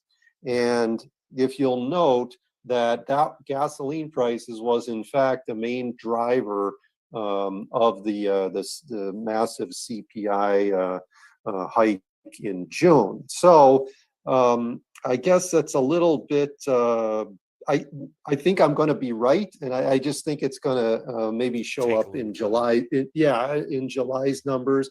I think we've definitely peaked. I have a lot of confidence that by the end of this year, we are going to see significant moderation in inflation rates. And, you know, I don't want to say exactly, but, you know, it's going to be more in the 4, 5, 6% range rather than the 8-9% range. And is part of that because of the baseline comparison? It is in part to that, but not wholly. I was just going to say, you know, that's good news and bad news. You know, the good news is inflation is going to be coming down, but one of the main reasons that inflation is coming down is because financial markets are expecting a pretty serious economic slowdown. And in fact, most economists are looking at a U.S. recession. And many of them would say, actually, we're already in a recession when the final numbers come out in another month or two. We'll see. But so the bad news is what's going partially driving the slowdown in inflation is, you know, intentional. The Fed's actions in extremely aggressive interest rate hikes that were well delayed. It should have happened much earlier. And maybe if it had happened much earlier, it wouldn't have been so aggressive. But and it's not only the U.S. Fed, we're seeing it all across the world. And just today, Canada raised their rates a full percentage point. So, financial markets are seeing it all over the world and are expecting, perhaps a global recession. And the result of that has been a massive, enormous sell-off that we haven't seen in 10, 15 years, this degree of sell-off in the commodity futures markets by hedge funds, money managers, and so forth. I was just playing with numbers yesterday afternoon and just looking at the wheat market, because it's been a very dynamic market, and we've seen a lot of stuff going on with Russia and Ukraine and so forth. And I was looking at the government numbers of speculator interest, in the wheat markets in the U.S. And in the past 6 weeks or so, we've seen a net change in futures options positions from roughly 100,000 contracts long position to now 30,000 contracts long. So what is that? That's roughly 20% of the entire U.S. crop was sold off in the past 6 weeks. So, not surprising, we saw that massive price decline, and you've seen it all across commodity markets. You've seen it in oil, you've seen it in natural gas, wheat, corn, copper, you name it. They all trend pretty closely together. So my view, this is not great for the farmer at the moment, but let's look a little bit at the silver lining in that. I think now the ag markets are going to be trading on fundamentals once again. And if that's the case, fundamentally, supply and demand analysis, both globally and in the US, are tight. So we should be very well supported at current levels. And I expect ag markets to slowly rise and recover from that massive sell-off of hot money, right? So over time, I think we're going to rebound here slowly. The fundamentals suggest that. It's just going to take some time. Okay. All right. Very good. You mentioned that many analysts, or I shouldn't say many, some analysts say that the general economy is already in a recession. If that is the case, isn't recession in an inflationary environment like we've got right now, isn't that technically stagflation? Well, I think, I don't want to quibble with definitions. I think generally when economists refer to stagflation, they refer to kind of a longer term thing that goes on for multiple quarters or even years. And, as we said in the outset, that I really think inflation is going to come down in a major way here. And by next year, this will be a non-story, in my opinion, and the story will be how do we stimulate growth again, right? Because we could be in the depths of a recession next year. I hope not. I still view that, at the moment, the fundamentals of the economy are pretty strong. The job market is strong. Consumers are still spending quite a bit of money. And, that's 65% of the economy right there is consumer spending. They're still spending. Savings accounts are still bloated. So there should be quite a bit of tailwinds to prevent us from falling into a deep trench type of recession. At least that's my hope. Okay. All right. Very good. Very good. One thing about fighting a recession, if that is actually happening, is that the Fed may want to lower interest rates. But in this case, we first have to take interest rates higher. The market this morning is starting to build in expectations of a full point increase at the July 26-27 FOMC meeting. Any thoughts on what they might do? I sure hope not, Chip.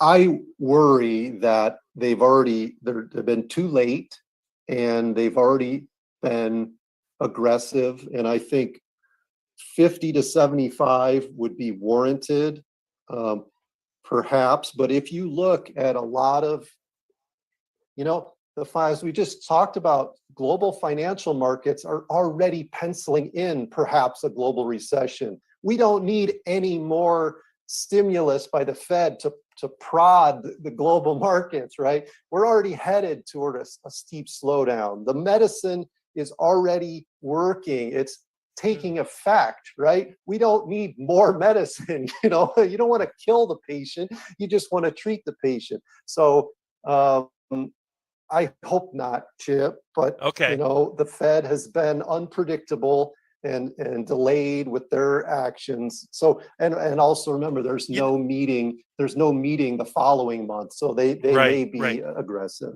We're down to about the last minute here, Rob. I want to ask you, what do you think your outlook means for input costs for the 23 crop? Well, that's the good news, because fertilizer prices at the wholesale level, you may not see it at the retail level yet, but wholesale prices for fertilizer have come down hard over the past month or so, down 30% or so.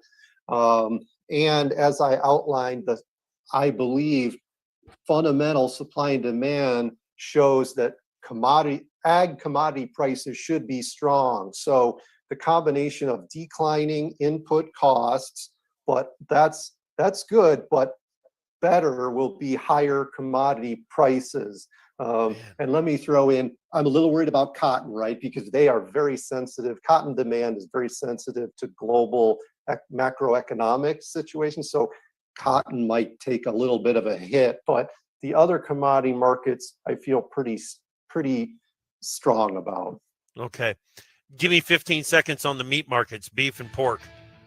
Well, obviously this, 25% reduction in feed costs. Feed costs are about half of overall cost of production. So that's a big plus for meat markets. And let's get that production cranking in the upward direction rather than downward.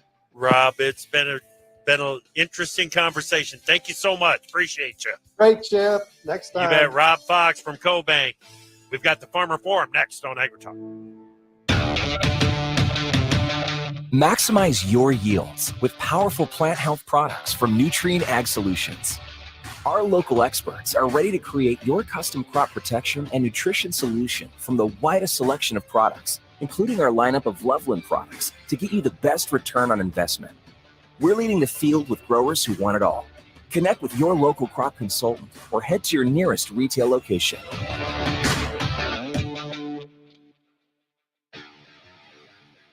Got equipment to sell? Sell it on Machinery Pete's monthly online auction. We'll bring 300,000 registered bidders and cutting-edge multimedia promotion to your equipment, whether you have one piece or your whole line. Call toll-free 844-727-6374 to get your equipment listed today. Once again, call 844-727-6374 today to sell on Machinery Pete's monthly online auction.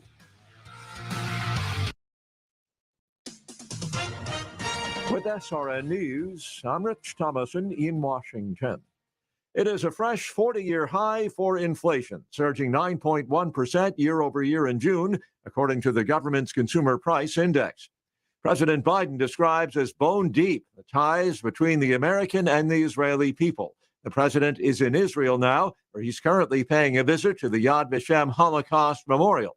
Mr. Biden's Middle East trip will also take him to Saudi Arabia on Friday, and he will be meeting with Saudi Crown Prince Mohammed bin Salman. A fresh wave of outrage and anguish in Uvalde.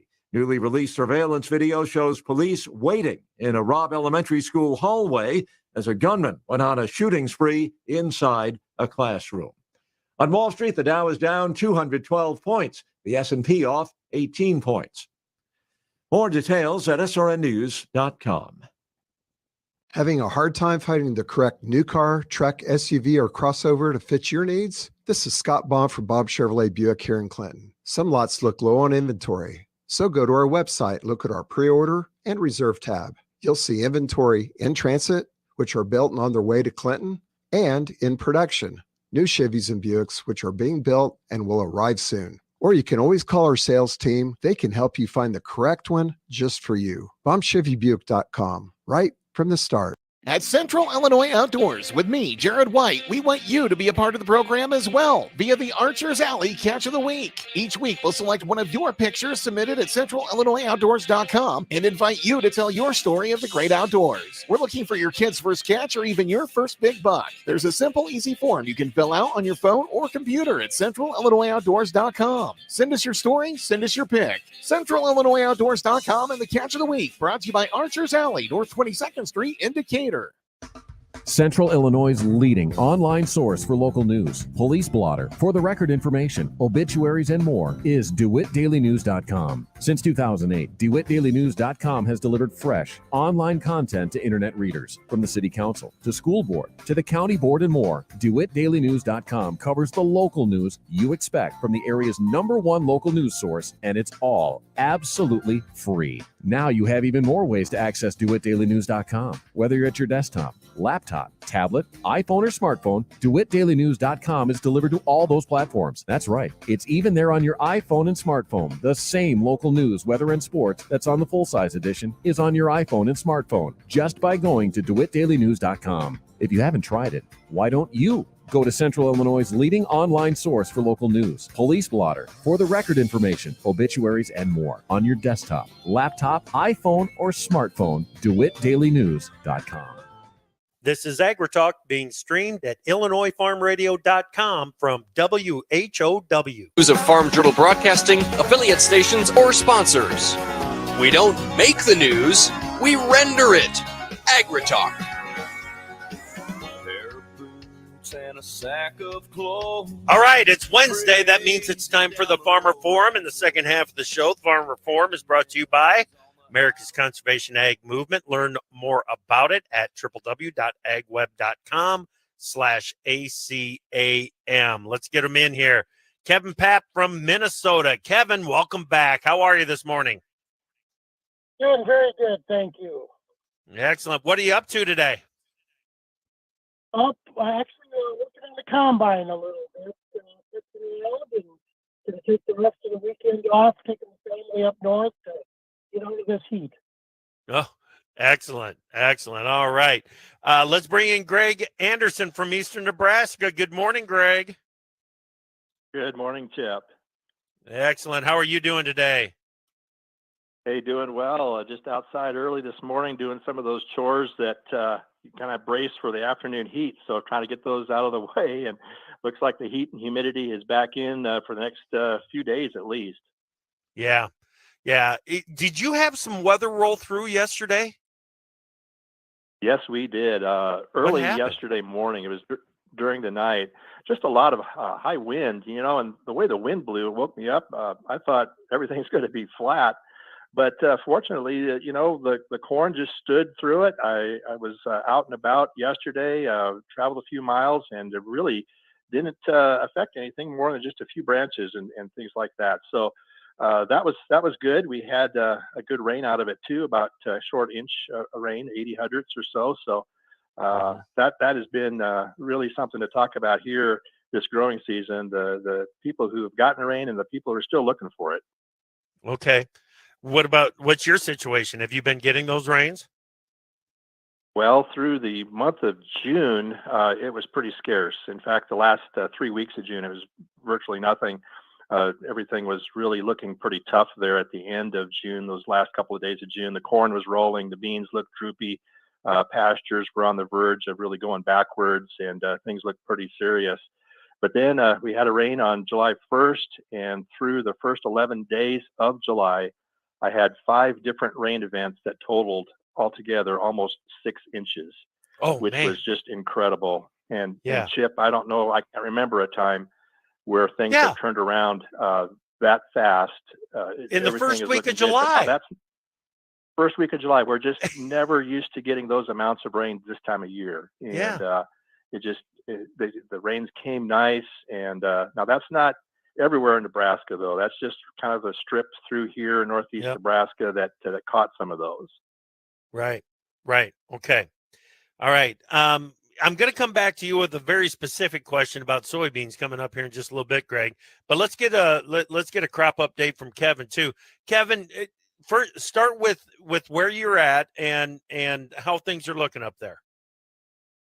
Well, our June was a lot like Greg. We were behind on rain. Things needed it. So we were fortunate too in July, the first part, to get some probably closer to the 3 inches of rain.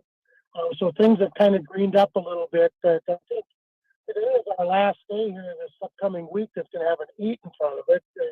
It's going to be hot. Yeah. A lot of rain in the forecast. Corn looks okay. Grass is just starting to pop. Beans, the rows aren't shaded yet. We're just behind a little bit on soybean growth. We wish they would a little better. Gotcha. All right. Hey, Kevin, you know what? We got a little bit of a sketchy connection with you. I'm going to talk to Greg for a little bit and let you and Joe work on getting a tighter connection so that we can hear you better. All right. Yeah, okay. So, Greg, the specific question that I was going to ask you is about weed control. The reason that I'm saying this is we had a conversation with Ken Ferry yesterday. He said spraying happened when it was hot on this year's bean crop. And then it stunted the beans because, like you just explained, it was dry for that period of time. So we just didn't get much growth. It left it has left the canopy open a little bit longer than maybe we want it to be. And Ferry is very concerned that this is going to be the year of water hemp again, dude. What's your situation? Water hemp is my number one nemesis for weeds on continuous soybeans, Chip. And I think he's dead right. He is spot on. I've seen that not only in my own fields with some struggles, but fields around this part of the country. Water hemp, I think, is going to be a big problem, and it's starting to show up as that weed grows so very fast and is such a prolific seed producer. It's just going to thrive, I'm afraid. And those conditions are exactly right. I know agronomists are sometimes saying, well, we'll try to do better next year. But like you said, Chip, it's not a question of doing better. Weather conditions just absolutely prevented the best efforts from working. People are doing the right things. They're following the labels. They're doing everything in a normal year. It would work just fine. Some of my fields are just spotlessly clean. Some others are showing some symptoms of having some problems. I had to respray twice on some acres, and in doing that, I actually threw in an insecticide because in mid-June, those little grasshoppers were just everywhere, and I wanted to nail those before they had any chance of doing some damage. So, it's the weed control is erratic in a lot of places, and I think posing a lot of problems for a month down the road, let alone harvest. Yeah, and doggone it, it's like you said, this is this is Mother Nature's work. It just the best laid plans and the best executed plans really struggled this year in some places. So the key now is managing beyond this year and making sure that you do as little work with the or as little damage as you possibly can with putting more seed out there for the 23 crop. Good stuff, Greg. Thanks, man. We've got Kevin back. Kevin, give us again, hit us with the update on your corn crop up there. Corn crop is just starting to tassel. It could use some rain. Soybeans are behind. Hopefully this is better, Chip. You got me standing on one foot with my cell phone in one hand. Kevin. I'm holding a 15/16 wrench over my head for an antenna. So well, it's a good. You finally found a use for the 15/16. That's good. Exactly. But we need a drink. Okay. So this weather forecast that you've got out in front of you, when you see that forecast for the no more temperatures that start with an 8, we're going north of that. When you see that, Kevin, what's your thoughts? What are your concerns? Well, our concerns are we really don't have that many hot days in Minnesota. compared to a lot of the Midwest. And we're certainly not used to 3, 4, 5 days in a row. Hopefully we've got on the heavier soils, we've got some moisture down there. But again, when we start to see tassels, we like to see rain clouds, and we know that works very well, but it's farming. It's always dependent on the weather. Yep. What about disease, Kevin? Are you seeing anything in that corn crop? Well, we're not seeing a whole lot of tar spot yet. It's certainly on the watch list. We it's a little bit like white mold here in southern Minnesota. Over the years, a lot of us have gone back to 30-inch row soybeans just because of the white mold issues and things like that. So it's something that we're keeping an eye on, and don't want to panic yet, but we need to know it's out there. Yeah, we certainly do. Certainly do. What about you, Greg? Any diseases in the beans that you are noticed? I heard you mention the grasshoppers. Any bugs that are a problem? Had some university guys out here a couple of weeks ago, and we were looking for gall midge, and we did find it in a couple of places, and they were primarily just on the edges of the fields next to some brome strips there. Probably not too worried about that at this point, but that is a pest, Chip, that's you really have to keep an eye on these next years, because it can be devastating and if it gets away. So very good. Other than that, people are going to be waiting here for that R3 to spray fungicide, I suppose, probably at the end of the month. And watching those bugs, though, it might be a good time to throw an insecticide in.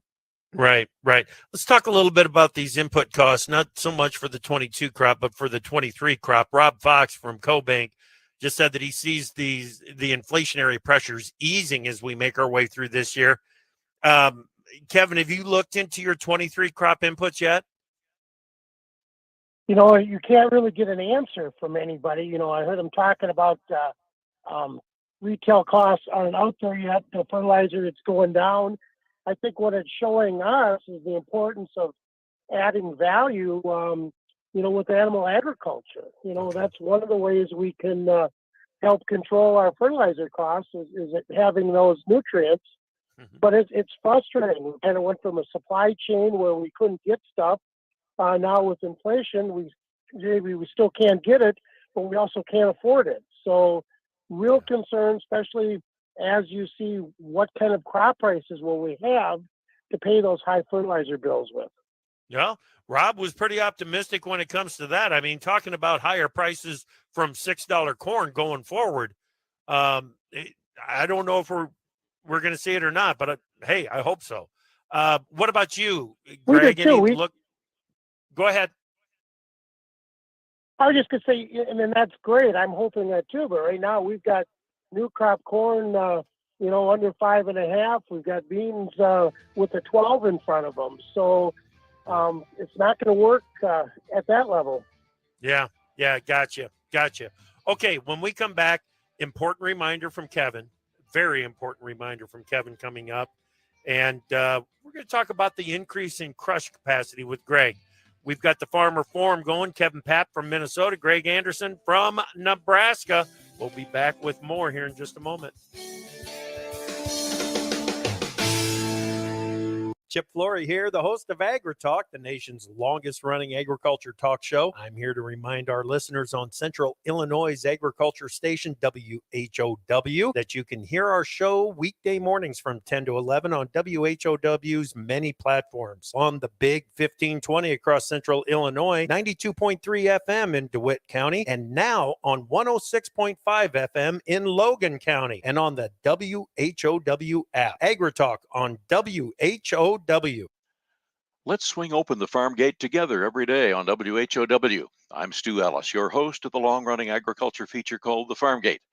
I bring the latest news and information on where agriculture is and where it's going to WHOW Ag listeners several times a day. From tariffs to treaties, from the Board of Trade to the running board on your truck, I cover Central Illinois agriculture every day on The Farm Gate.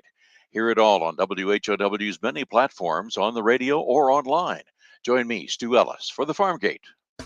Central Illinois' leading online source for local news, police blotter, for the record information, obituaries, and more is DeWittDailyNews.com. Since 2008, DeWittDailyNews.com has delivered fresh, online content to internet readers. From the City Council, to School Board, to the County Board, and more, DeWittDailyNews.com covers the local news you expect from the area's #1 local news source, and it's all absolutely free. Now you have even more ways to access DeWittDailyNews.com. Whether you're at your desktop, laptop, tablet, iPhone, or smartphone, DeWittDailyNews.com is delivered to all those platforms. That's right. It's even there on your iPhone and smartphone. The same local news, weather, and sports that's on the full-size edition is on your iPhone and smartphone just by going to DeWittDailyNews.com. If you haven't tried it, why don't you? Go to Central Illinois' leading online source for local news, police blotter, for the record information, obituaries, and more on your desktop, laptop, iPhone, or smartphone, DeWittDailyNews.com. AgriTalk continues on the WHOW app for iPhones and Androids from the Big Red Barn. Pro Farmer Policy Analyst Jim Wiesmeyer. Join us to sort the DC policy signals from the noise every Monday morning. DC Signal to Noise live streams on the Farm Journal YouTube channel and on the Facebook pages for AgriTalk, Farm Journal, and Pro Farmer. Or catch the podcast on your favorite platform. DC Signal to Noise, Jim Wiesmeyer and Chip Flory, Monday mornings, 8:15 Central. To make smarter, better in-field crop decisions, growers need data to tell a full crop story. AGI's Farm Mobile data collection automatically captures agronomic and machine data in real time as you work. Iron neutral and easy to install, Farm Mobile uses cellular connectivity to capture every pass on the field for 24/7 data downloads and control. Step into real-time data and mobile monitoring without stepping into the field. Visit AGI Farm Mobile at aggrowth.com/digital. Hi, I'm Ag Day host Clinton Griffiths, and I invite you to join me each morning as we cover the nation's food system, from fields of green to orchards of orange and livestock everywhere in between. America runs on agriculture, and here at Ag Day, agriculture is what we do best. Listen as our analysts track the markets, learn about innovations in technology and sustainability, and live the country lifestyle through the eyes of rural America. Join me, Clinton Griffiths, for Ag Day, the country experience. The Scoop podcast is where we talk about tight supply chains, emerging agronomic challenges, technology tools delivering ROI. I'm Margie Eckelkamp, editor of The Scoop and host of The Scoop podcast. Join me as I interview leaders from across the ag retail sector. Farmers are working hard for every bushel, and their trusted advisors are by their side. Find The Scoop podcast wherever you find podcasts so you are up to date on everything ag retail.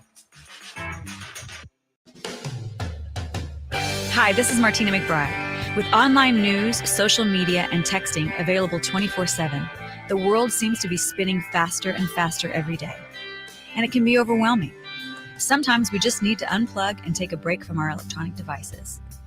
It can help reduce stress and allow us to reflect on the things that are really important in our lives.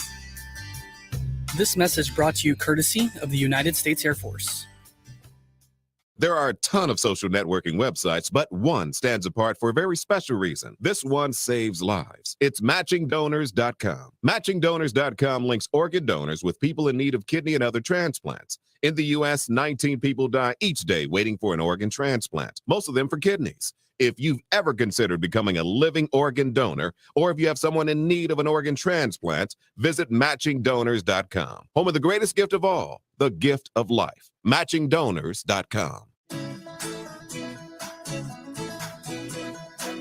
Find farm equipment on Machinery Pete's July 19th. Online auction.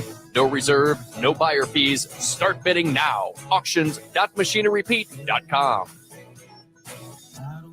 Welcome back to AgriTalk and the Farmer Forum, brought to you by ACAM, America's Conservation Ag Movement. Glad that you're with us this morning. We've got Kevin Papp from Minnesota, Greg Anderson from Nebraska. Kevin, it has been a lot of fun getting to know you over the last several years, but here's some proof that you can always learn more about somebody. 28 years on the fire and ambulance crew for you? Yeah, I was fortunate to be on the volunteer department, still teach some emergency medical stuff, some farm safety, farm rescue type things. And I just, we've got a lot of things to worry about, think about weather, prices, inflation. but we got to think about, family and friends. And we run out of time, but we got to make time to think about farm safety. We're seeing a lot more grain bin problems, whether it's entanglements, flowing grain, engulfments. We just need to remind all our listeners not to be working alone, making sure we've got those guards and shields in place, and just take the time to think about, am I doing this the right way, the safe way? Right. Right. It is too easy. I've seen it. I've seen it where people think, I'll just do this quick. Nothing bad's going to happen in such a short period of time. That's when bad things happen. Take the time. It is. Make it and do it right. Yeah. Yep. And Greg, never work alone. I mean, some Right. things we have to do in agriculture, but you can't be alone around the grain bin. That just doesn't work. That will not end well many times. Exactly. Just do things right. No doubt. Okay, buddy. Greg, let's talk about some of the expansion on the crush capacity and so on. You're a bean grower. I mean, a bean grower. And you've been working with the National Biodiesel Board, which is now the Clean Fuels Alliance. Is that right? Yes, Clean Fuels Alliance America. Okay. All right. What is happening with the renewable diesel and the biodiesel, whether it's renewable or blended? It's just such a success story to talk about, isn't it? It's a terrific success story, and really California is the big customer there, using about 1.2 billion gallons of biodiesel and renewable diesel annually, and that figure will double in 3 years. It's incredible. We're already 37% of the diesel pool in California, and double that in 3 years from now. It's because of carbon reduction, and ED, biodiesel, RD, renewable diesel is really reducing carbon, and they're seeing it in the internal combustion engines to do that. That's really the solution. Wow, it's fantastic. And the amount of crush capacity that's coming in around you and to the north of you, Greg, it's going to impact and influence and change markets for a lot of bean growers. It definitely will, Chip. You add 700 million bushel of new crush in the United States within the next 4 years, all being driven by demand for soybean oil. People are crushing for the oil, and that sends a signal. It sends a signal that even as important as whole bean exports are, and I don't want to discount that importance, sends a signal that we're going to be keeping more of our soybeans here domestically, crushing them for the oil, using that meal, hopefully domestically, to feed our own livestock and export the value-added product. I'd much rather That gets right back to what Kevin was talking about. Yep. Exactly. And that's what we've been looking for years, for this dynamic to happen. And it's here, and it's going to be really changing the face of agriculture, I believe. Kevin, sometimes when we look at what comes out of California, we shake our head and we take them to court. Sometimes we look at what comes out of California and we go, wow, what an opportunity. How do we balance that? We do. We add value, and the great thing about encouraging growth of renewable energy, it's not only adding value to our farms, but it's adding value to our main streets, and then we're reducing greenhouse gases through the increased use of renewable fuel. So why aren't we doing more is the question I think people ask. We've got something that will certainly help with lowering emissions and increasing demand. Sounds like a deal to me. Yeah, very good. I'm going to switch gears on you guys here real quick because we're into the second half of the year. It's an election year. The midterm election's coming up in November. Kevin, what are your thoughts? Well, I think we'll start to hear things about Farm Bill a little bit, and that's something that we need to continue to be at the table for. But there's just a lot of concern out there with costs, inflation, things going on there. In Minnesota, we don't like to think about elections till we get our state fair over with, end of August into September. But it makes a difference who we send, whether it's locally to our state capital or the nation's capital. You've got to be engaged in that process. Yeah. And Minnesota is one of the most interesting studies of a mix of representatives. It always has been because of the influence of Minneapolis. It's kind of a strange team that you guys send to D.C. Yep, we are a purple state. There's no doubt about that. Yeah, no doubt. Greg, what about you? What are your thoughts going into the midterms? Well, I think yesterday's show with Randy Russell really hit it on the head when you talked about midterms and the potential impact that it might have on Farm Bill legislation and how those Farm Bill talks will go.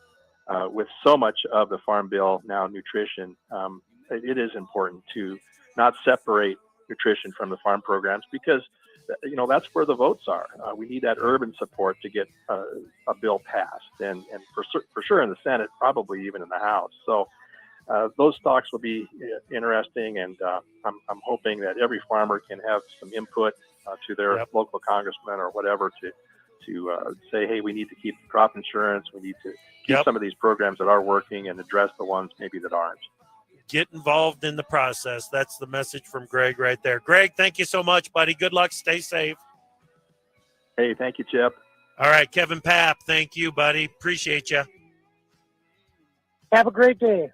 All right, Kevin Papp from Minnesota, Greg Anderson from Nebraska. Come back this afternoon. Brian Hoops, Midwest Market Solutions, right here, AgriTalk.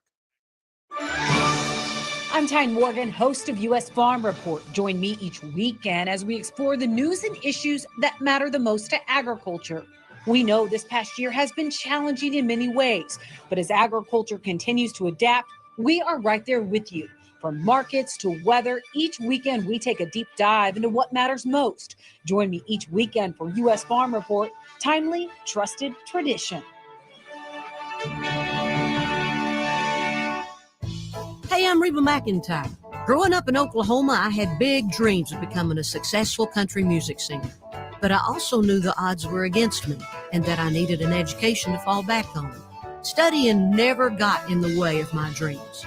In fact, school gave me lots of opportunities I wouldn't have had otherwise with my career. Please stay in school and try your best. You never know where a good education might take you. This message is brought to you by the U.S. Air Force. Let's check the markets now on the RFD Radio Network. I'm Jim Taylor. Corn higher, beans mixed, wheat trading higher. July corn 756.5 up 23 3/4. September corn up 10.5, 604.5. December new crop up a dime, 596.5. July beans 16.10 up 17 1/4. August beans up 3/4, 14.69. November new crop 13.38 3/4, down 4 1/4. July wheat 8.10 up 8.5. September wheat up 8.22 1/4. July bean meal 4.82 even up 3.30. July bean oil 61.41 down 3.80. In the livestock market, August live cattle 136.52 down 15 cents. August feeders down 17 cents, 179.40. July lean hogs 114.50 up 90 cents. In the energy market, September Brent crude oil down 74 cents, 98.75. Jim Taylor, RFD Radio Network. The Big 1520 WHOW Clinton, 92.3 FM, W222 BG Clinton, 106.5 FM, W293 DJ Normal Bloomington. News this hour from townhall.com. I'm Jason Walker. More hearings yesterday at the House committee investigating the Capitol riot. Committee Chairman Benny Thompson says President Trump refused to concede the 2020 election. He went the opposite way. He seized on the anger he had already stoked among his most loyal supporters. The former president says the fact that the Wisconsin High Court ruled last week against so-called ballot harvesting underscores that there were some question marks in 2020. They just put these boxes all over the place, and then they dumped them. Another round of hearings set for Thursday has been delayed so the committee can review some new information. Val Agnew reporting. Well, the government's surging prices for gasoline, food, and rent, pushing inflation to a new 4-decade peak in June, further pressuring households and likely sealing the case for another large interest rate hike by the Federal Reserve. Consumer prices soaring 9.1% when compared with 1 year ago. And that is the biggest 12-month increase since 1981. It is up from an 8.6% jump in May. Also at townhall.com, while a majority of American voters still have a favorable opinion of the Supreme Court, Democrats have turned against the High Court and would support radical changes to that institution. A new national telephone and online survey by Rasmussen Reports and the Heartland Institute find that 52% of likely U.S. voters view the Supreme Court favorably, including 29% who have a very favorable opinion of the court. 43% view the Supreme Court unfavorably, including 25% with a very unfavorable opinion. Most Democrats view the Supreme Court as racist and discriminatory against women and favor either, quote, packing the court by adding extra justices or replacing the existing court with democratically elected justices. Bernie Bennett in Washington. And more on these stories at townhall.com. Charlie Dombeck here from Key City Capital. As a practicing CPA for nearly 30 years, I have found that 80% of your ability to grow your wealth is dependent upon two factors: taxes and investment performance. At Key City Capital, we improve investment performance by diversifying capital into off-market investment opportunities in passive rental real estate and alternatives like asset-backed lending. We recover dollars that clients unnecessarily pay in the form of income taxes, creating a lifetime annuity of savings. We are a sponsor of passive, affordable single and multifamily residential rental investments, which are located in Sunbelt landlord-friendly states. These investments are the top choices in a rising interest rate and inflationary environment. They represent a store of value, protecting your capital from market volatility. Learn how we at Key City Capital can help you ultimately grow your wealth rapidly. Connect with me at keycitycapital.com or give me a call at 817-912-1569. The Ukrainian foreign minister says his country needs help badly. Foreign correspondent Charles de Ledesma has more. Military support from Western countries has been key to Ukraine's surprising success against larger and better equipped Russian forces. But still, Kuleba says more weapons are needed. The deliveries of weapons have to be sped up. And all our friends and partners know that. Many are working to make it happen. Kuleba stresses Ukraine wants peace, but that it was up to Russia to show that they do too. I'm Charles de Ledesma. Well, meanwhile, the foreign minister also says that grain exports from his nation's ports will not resume without security guarantees from ship owners and cargo owners. Military officials, meanwhile, meeting with Russian and Ukraine forces, their first face-to-face talks today. Breaking news and analysis, townhall.com. Do you have plans of traveling to England soon? You might want to check your reservation. London's Heathrow Airport is capping daily passenger numbers for the summer and telling airlines to stop selling tickets as it steps up efforts to quell travel chaos caused by soaring travel demand and staff shortages. Britain's busiest airport said Tuesday it's setting a limit of 100,000 passengers that it can handle each day through September 11th. The restriction is likely to result in more canceled flights, even after airlines already slashed thousands of flights from their summer schedules. Keith Peters reporting. Authorities say the bodies of a man and 3 youngsters have been found in an Indianapolis pond along with a submerged car. Officials had been searching for a father and his children. Wall Street at this hour, the Dow is off 177 points. More on these stories at townhall.com. Here's a supply chain update from your Clinton Save-A-Lot. Owner Dave Jackson here. Workers in retail and restaurants today are doing the best they can under very trying circumstances. That situation is no different here at your Clinton Save-A-Lot. It's been a team effort to keep our shelves stocked with the freshest meat, produce, and items you purchase every day. While many stores have cut hours and services, your Clinton Save-A-Lot has maintained our staffing level and regular hours thanks to my fantastic team of employees. Your Clinton Save-A-Lot appreciates your business, and we hope to see you soon. This is staff meteorologist Jennifer Wojcicki with your regional radio forecast. Partly cloudy skies this afternoon with a slight chance for scattered thunderstorms. Daytime highs approaching 85, west winds 8 to 15 miles per hour. Partly cloudy skies again tonight, lows of a low around 62. Highs of a low around 84. Tomorrow, a mix of clouds and sun. Hear weather twice an hour or online anytime at DeWittDailyNews.com. Currently, it's 82. This is Mike Pearson. Thanks for listening to Agriculture of America. Join me Monday through Friday for the latest farm and agriculture news from around the world.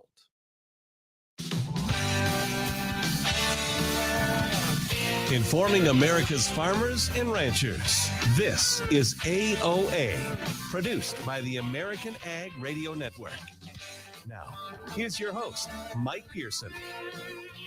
Hello, ladies and gentlemen. Thanks for tuning in to AOA here on this Wednesday. Hard to believe it's already July 13th. The month is about halfway over, and earlier today, folks, the inflation trade made its return.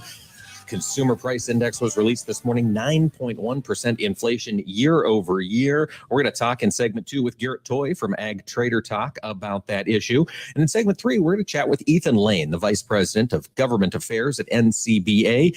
We continue to see the cattle and beef markets take center stage here in Washington, D.C., and Ethan will have an update for us. And in segment 4, we're going to talk with Andy Campbell. He's the Marketing and Machinery Trends Director at Tractor Zoom, about just what's going on with used machinery prices out there in the countryside.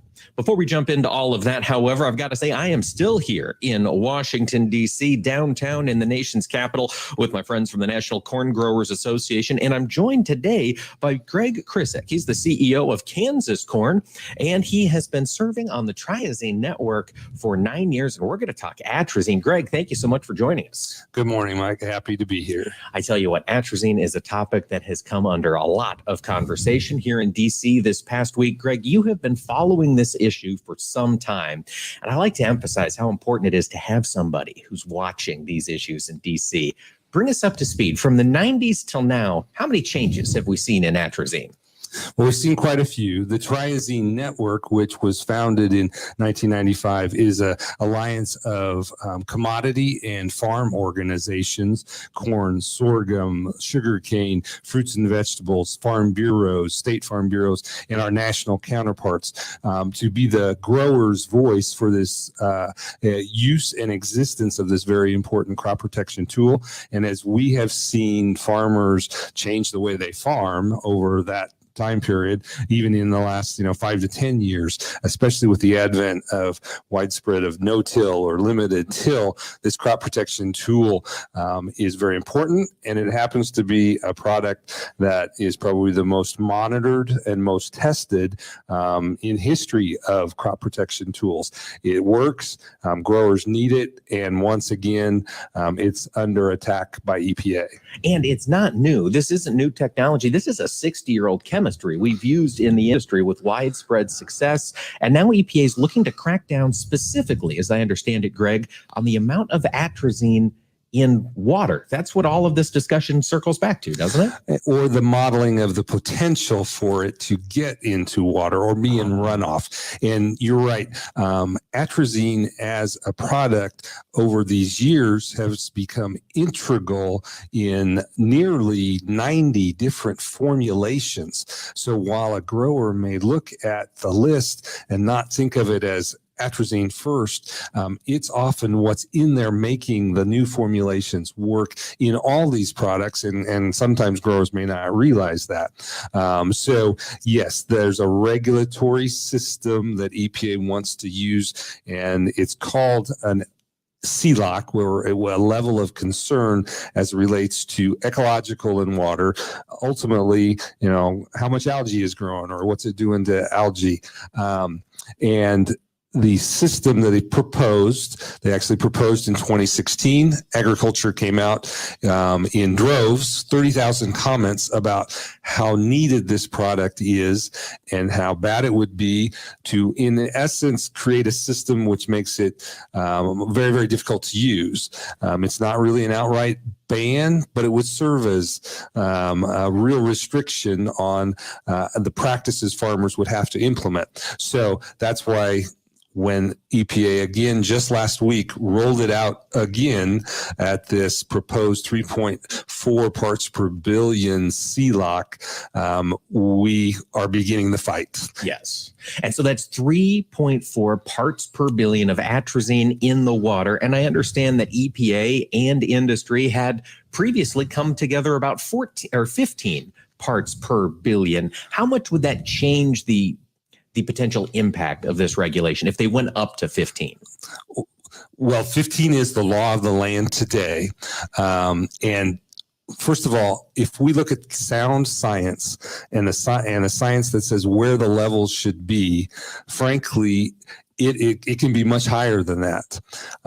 Previous to 2020, it had been at 10 parts per billion. And EPA said, well, let's take it to 3.4. But we showed the science, farmers and scientists showed the science that say, in some cases, it should be more like 28 or 30. And that would be still protective of the environment. EPA has done a similar path with human health and found triazine to be very good and very doable in the environment at these low levels. So the sound science is our focus if we can show, and so we agreed and EPA codified in 2020 15 parts per billion. Okay, we're fine. That's what the law of the land is. If they let it sit there, we'd be done. This issue would be under the table. It's not ideal. It's not the soundest of science, but we can live with it. Okay.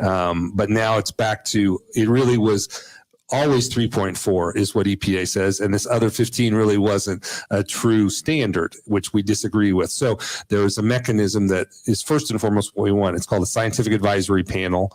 If EPA will hold that and let objective scientists review all of these studies that are available, some newer than even some new science, even since 2016, which EPA says they've recognized, but they've never gone on record as recognizing, because from years ago, there were a number of studies that cannot be replicated that we call bad science. And we think that's what EPA is relying on.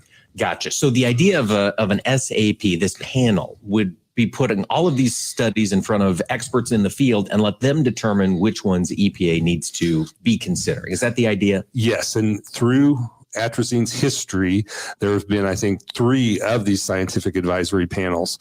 We have always felt that when the panel is held and the process is appropriate, the scientists find that atrazine is fine at these higher thresholds as they should be found. Sometimes we think EPA has ignored the scientists, so we have to be diligent, but we will need the process and the venue to present the sound science and our public comment. And there is a public comment that is open now through September 6th as of right now, where we again will ask for farmers, and our goal will be to match those 30,000 comments of farmers' individual stories of how these tools help them do their work in the field. Greg, how can farmers go to make those comments? We just Google EPA atrazine regulations? So National Corn Growers Association will be starting a call to action here within a few days. And most corn producers should be seeing that, and it's the most modern technology of how to click and point to make your comment. That will happen. There is agsense.org, which is the triazine network, and then many states, corn organizations and other farm organizations will be doing their individual outreach to make it easy to comment. Perfect. Folks, get on there, make those voices heard. If you use atrazine on your operations, get active, check out your commodity orgs and see how you can get those comments in. That was Greg Krusek, CEO of Kansas Corn. Greg, thanks for joining us. It's my pleasure. Thank you. And folks, stick around. We'll talk to Garrett Toy from Ag Trader Talk when AOA returns. Hi, this is Mike Pearson. You're listening to AOA, Agriculture of America. Don't go away. More AOA coming right up. We here at the American Ag Network enjoy and celebrate our freedom and independence, and we want you to safely enjoy and celebrate your freedom and independence with us. Did you know that July 4th was not deemed a federal holiday until 1870? That's nearly 100 years after the nation was founded. The Declaration of Independence was written on a laptop. Okay, not a modern laptop, but Thomas Jefferson did draft the Declaration of Independence on a writing desk that could fit onto one's lap. That device was referred to as a laptop. An old adage among corn farmers is knee-high by the 4th of July, meaning that if one's corn stalks were at least as high as an adult's knees by Independence Day, they could expect a good harvest. And corn stalks can actually grow as tall as 13 feet high. And sweet corn, that variety that most Americans will be grilling and boiling for cookouts, accounts for just 1% of all corn grown in the United States. Please celebrate our independence safely and responsibly this July with us at the American Ag Network. Join us every Tuesday for Around the Table, brought to you by CHS, where we take a close look at the benefits of cooperative ownership. Each week, we'll host a new guest and discuss how you can get the most from working with your local cooperative. And we'll learn why farmers and ranchers just like you choose cooperatives to help them persevere and prosper. Tune in each Tuesday or visit cooperativeownership.com to learn more.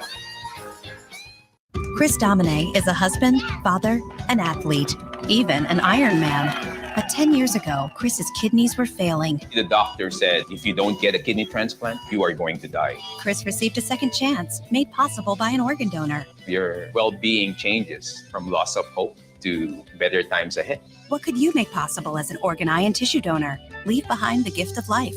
Go to organdonor.gov. U.S. Department of Health and Human Services, Health Resources and Services Administration. MR Systems Wireless is your local internet provider for Clinton and surrounding area. They have the products you want and the local service you deserve. MR Systems Wireless Internet service for home or business includes unlimited data, unlimited streaming, and unlimited calling. Plans start at just $48 a month and get a free Roku 4 lease with our media packages. Get the speed you need with MR Systems Wireless. Call them at 935-2100. That's 935-2100 for MR Systems Wireless. Warner Hospital and Health Services in Clinton is your local trusted source for compassionate care. CEO Paul Skowron here, and I'm proud of our team of providers and staff that provide a culture of caring and safety. When you need emergency care, the Warner Hospital 24-hour emergency room provides the latest CT technology for the most accurate diagnosis. Our walk-in clinic provides convenient care without an appointment, Monday through Friday. And our physical therapy team gets you from setback to comeback. Warner Hospital and Health Services in Clinton provides compassionate care close to home. Agriculture of America. This is Mike Pearson, and you can rely on us for the latest farm and ranch news from around the world.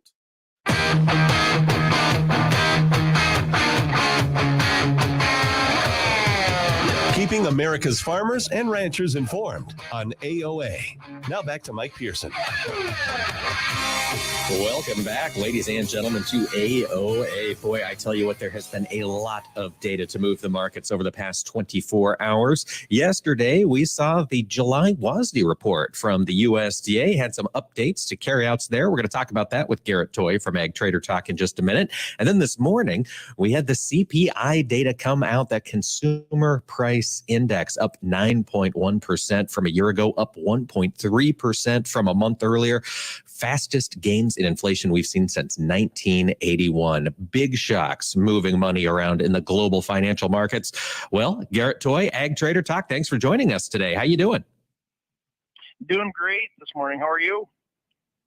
Not too bad, Garrett. Let's talk first about this inflation number. You know, I was watching the grain trade overnight, and it seemed like we had some weakness. And then that 9.1 figure came out, and corn's kind of off to the moon here. Is that inflation trade back on?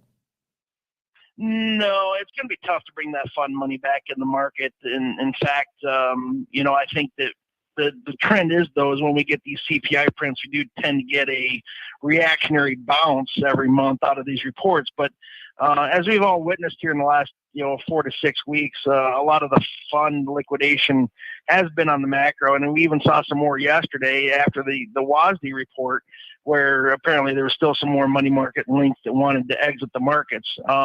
So that raises the question, are these CPI numbers, accurate? If you've got one side of the coin where people are saying, well, if the government's reporting this, it's actually higher.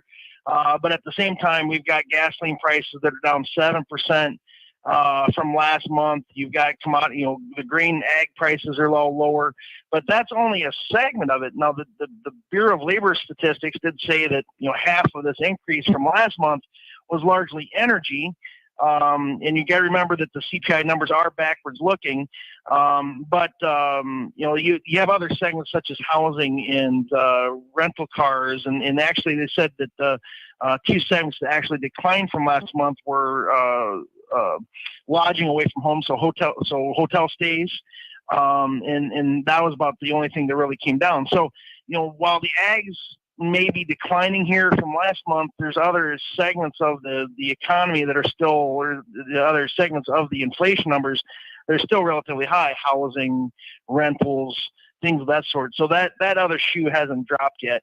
Now, the aspect of that is we've had this dollar rally, and we had and the other aspect is interest rates, and we've got one of the higher inflation prints globally, but we also have one of the higher interest rates out here as well. So it makes me kind of wonder if that's not the reason why the dollar is rallying, is because the Federal Reserve has been a little bit ahead of the curve, if you will, raising interest rates, and the rest of the world is kind of lagging. Now, Bank of Canada raised their interest rates by a full point today to 2.5%.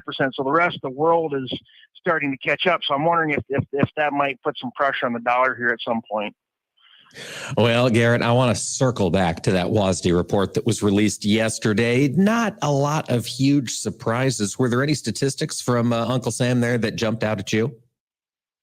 Not really. I mean, they raised corn carryout by 25 million bushel on a feed and residual cut. I'm okay with the carryout increase because I was expecting the cut to come from exports. Now we may see an additional cut in subsequent reports if these exports don't improve, which, with the South American values where they're at, that doesn't seem like that's too probable. Bean carryouts were bought in line. There was nothing real surprise there. I think what the USDA is trying to tell us, this is the second straight month in a row where we've had carryout increases in corn. So, impacts of higher prices are impacting demand. But they're also trying to tell us, I think, that, world soybean demand is slowing. The big thing was that they cut Chinese soybean imports again for both old crop and new crop. They cut old crop by 2 million metric ton to 90 million metric ton, and they cut new crop by 1 to 98 million metric ton. And between that, now we had reduced acres in the June acreage here in the U.S., but South America is going to offset that. So I mean, we've got slowing demand out here globally, but potentially rising acres globally as well, with South American acres increasing. But I see a lot of comments about, well, the USDA was responsible for the sell-off in the ags yesterday. I don't think that was the case at all. I think there was the second report in a row, the June acreage report, the July WASD, where I think that the managed money was looking for bullish numbers to sell into because they're liquidating this inflation trade. I don't think the USDA numbers had anything to do with the sell-off yesterday. Garrett, you highlighted, I think it was in your morning comments either today or yesterday, the report from the USDA Ag Attaché from China that they believe hog feed demand is coming back. Is this based on the strength of this Chinese stimulus they're talking about out there? Well, they're really struggling between the COVID shutdowns and whatnot, but that's the risk is that ultimately that the Chinese demand does come back later in the year, because with the Chinese import numbers that we got this morning for soybeans, which are 8.250 million metric ton, in order to reach that new 90 million metric ton USDA China soybean import number, they only need to import 21 million metric ton in July, August, and September. And that would be their lowest import total since 2013-14, which seems kind of hard to believe. But I think that some aspect is that, you still have logistical issues. You've got COVID lockdowns over there.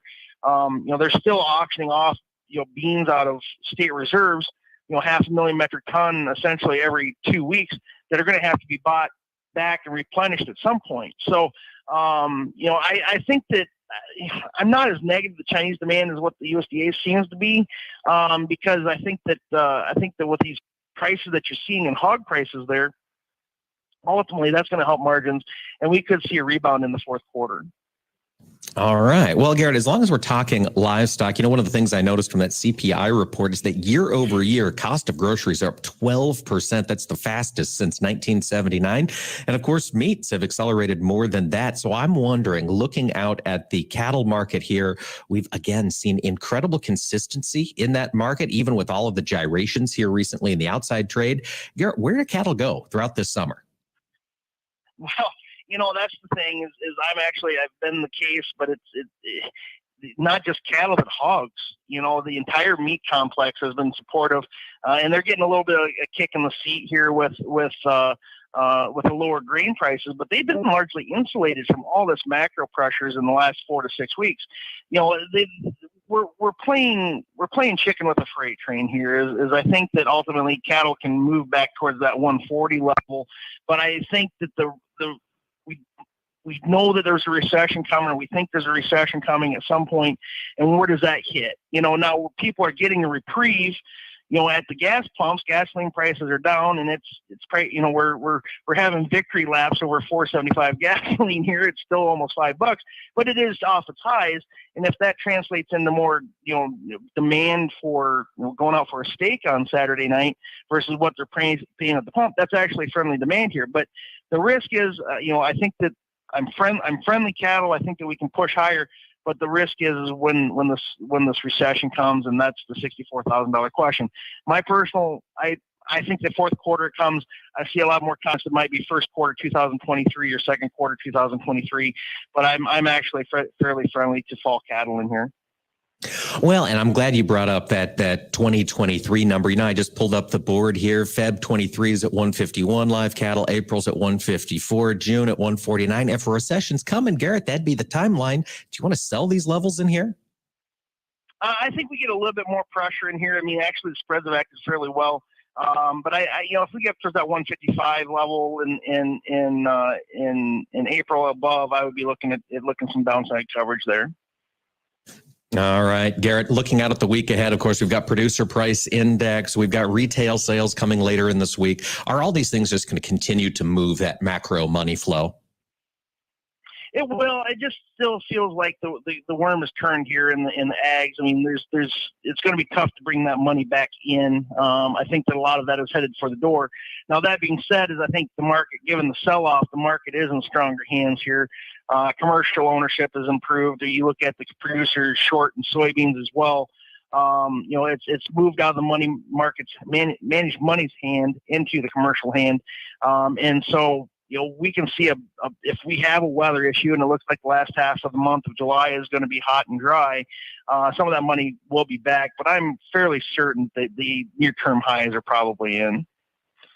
All right, folks. Well, you heard it here from Garrett Toy. He is the publisher of Ag Trader Talk. You can find him on Twitter at Ag Trader Talk. Garrett, always appreciate your insight. Thanks so much for joining us today. Thanks for having me. And folks, you can hear more from Garrett this weekend on This Week in Agribusiness, but stick around for more AOA. We're going to talk to Ethan Lane from NCBA here when we return.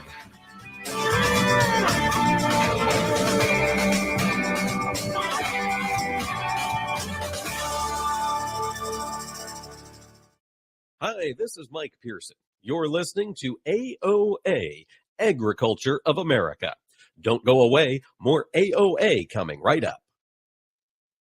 The possibility of lung cancer can be pretty scary, especially if you're one of approximately 8 million current or former smokers at high risk. That's why SaveByTheScan.org wants you to know that now there's a breakthrough low-dose CT scan that can detect lung cancer early, and it only takes 60 seconds. You stop smoking, now start screening. For an easy quiz to see if you're eligible, visit SaveByTheScan.org. It could save your life. SaveByTheScan.org is brought to you by the American Lung Association's Lung Force Initiative and the Ad Council. The American Coalition for Ethanol is hosting its 35th annual conference in Omaha, Nebraska, Wednesday, August 10th through Friday, August 12th. This must-attend event for industry leadership features timely updates on ethanol public policy, market development, board of director training, and more. This event combines the detail of high-level training courses with all the fun of a family reunion. For event details, visit ethanol.org. That's ethanol.org. You're listening to AOA for the American Ag Network. I'm Jesse Allen reporting. Well, mixed action is seen in the grain trade as corn is trying to lead us to the upside. We have inflation again making headlines this morning following the release of the June Consumer Price Index data. That's setting the tone for tomorrow's Producer Price Index, followed by retail sales data to be released on Friday. These three data sets providing the backdrop of Wall Street sentiment ahead of the Federal Reserve's next policy meeting in 2 weeks. The VIX near 28 this morning, reflecting elevated levels of fear on Wall Street. The dollar index trading just below yesterday's 19-year high at 108.3.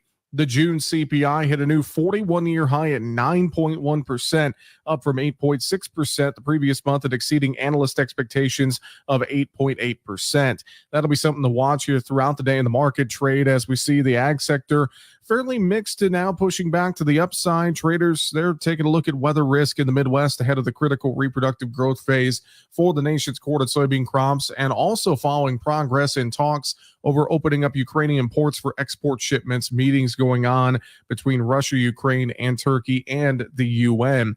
Now, commodity prices generally dropped as the inflation data hit earlier this morning, but have rebounded since, again, with corn leading to the upside. Livestock trade, cattle pushing down moderately, while the hog market is showing some strength. Looking at a few of our numbers, corn for September up 13,607. August beans up 6.5, 14.74 3/4. September Chicago wheat up 10, 8.24 1/4. September Kansas City wheat up 6.5, 8.74 1/4. Spring wheat September up 4 3/4, 9.23 1/2. July hogs 92 higher, 114.52. August live cattle down 45, 136.22. August feeder cattle down 87, 178.70. August crude oil up 9 cents a barrel, 95.93. This is AOA for the American Ag Network. I'm Jesse Allen. At Love It Once More Thrift Store in Clinton, we have everything you need for summer fun. And right now, all our kids and adult clothes are 10% off. This is Connie reminding you to shop here and donate here first. See us on Facebook or DivaDailyNews.com. This is Ryan Utterback with Utterback Real Estate. Don't get burned. No worries. I have my SPF 1000. It's time to list your house with us while the market's still hot. Like Pekin wrapped jalapenos. And that's why you're the other Ryan. List your house today by clicking the Utterback Real Estate icon at DeWittDailyNews.com. Now there's one web portal for local agriculture radio programming in central Illinois. IllinoisFarmRadio.com. Local farm programming streamed live and archived to hear anytime. IllinoisFarmRadio.com. Hear the morning and noon farm shows with local agriculture news and interviews. IllinoisFarmRadio.com. Plus hear all of your favorite agriculture farm shows including RFD Illinois, AgriTalk, RFD Today, and the Closing Market Report. IllinoisFarmRadio.com. It's agriculture grown locally, streamed live, and archived to hear anytime. IllinoisFarmRadio.com. A service of the Miller Media Group. Pearson. Thanks for listening to Agriculture of America. Join me Monday through Friday for the latest farm and agriculture news from around the world.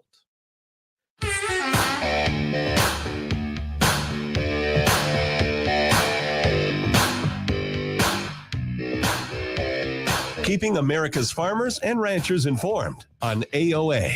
Now back to Mike Pearson. Welcome back, ladies and gentlemen, to AOA. Thanks for taking the time to tune in to the show today. You know, as I mentioned, I'm here in Washington, D.C. with our friends from the National Corn Growers. But while I'm in D.C., I figured this is the time to get out face-to-face and talk to the folks that are shaping policy and regulations here in D.C. So to do that, we are joined now by Ethan Lane. He's the Vice President of Government Affairs at the National Cattlemen's Beef Association. Ethan, thanks for coming by and talking in person. Thanks for having me here. You know, usually when I talk to you, I'm in a rental car on a speakerphone trying to hold it out over my head. This is pretty cool. In studio and headphone on and the whole thing. Yeah, the full works. Let's talk a little bit, Ethan, first about the state of Congress heading into this summer. We've got a lot of issues on their plate. Supreme Court has got some folks riled up. There's a lot of cattle-related, meat-related bills pending in this Congress. Any chance for any of them to make it to a full vote, neither the House or the Senate?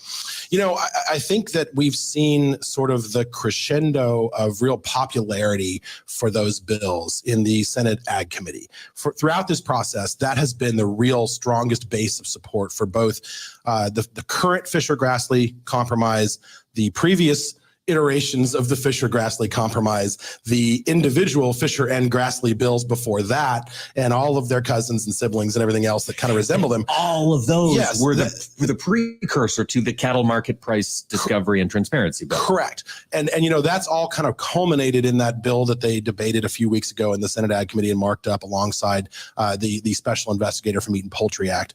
And, that has been the sort of strongest base of support, particularly for the Fisher-Grassley bill. The Special Investigator has been identified, I think, as a bit more of a broad sort of consumer price focused win for the Democrats. The White House kind of likes it. They like the idea of telling consumers they're lowering the price of steak by, sticking it to the industry and investigating. And it looks like they're tough on meat, right? Right. And that's the Meat and Poultry Special Investigator Correct. bill that got rolled in with a whole bunch of other components. In the House side, it got rolled in. So you remember you got, kind of parallel track conversations going on. On the House side, Chairman Scott did a Food and Fuel Act of 2022 bill, and that had the Special Investigator, the House version of that bill, which was slightly changed in committee.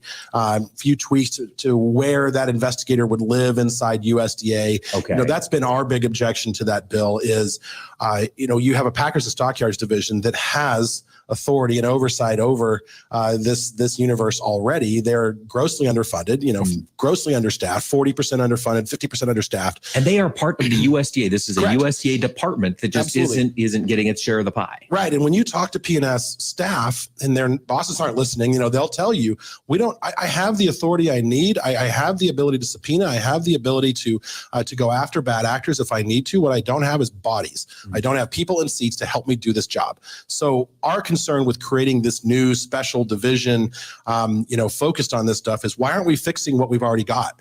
And why aren't we funding that entity first? And then let's see what's left that needs to be, we're all for oversight. We're all for aggressive oversight of the market, but we have tools in place that we're not using. So abandoning those and saying, no, we're over here now, and we're doing that seems like sort of bloated government to us.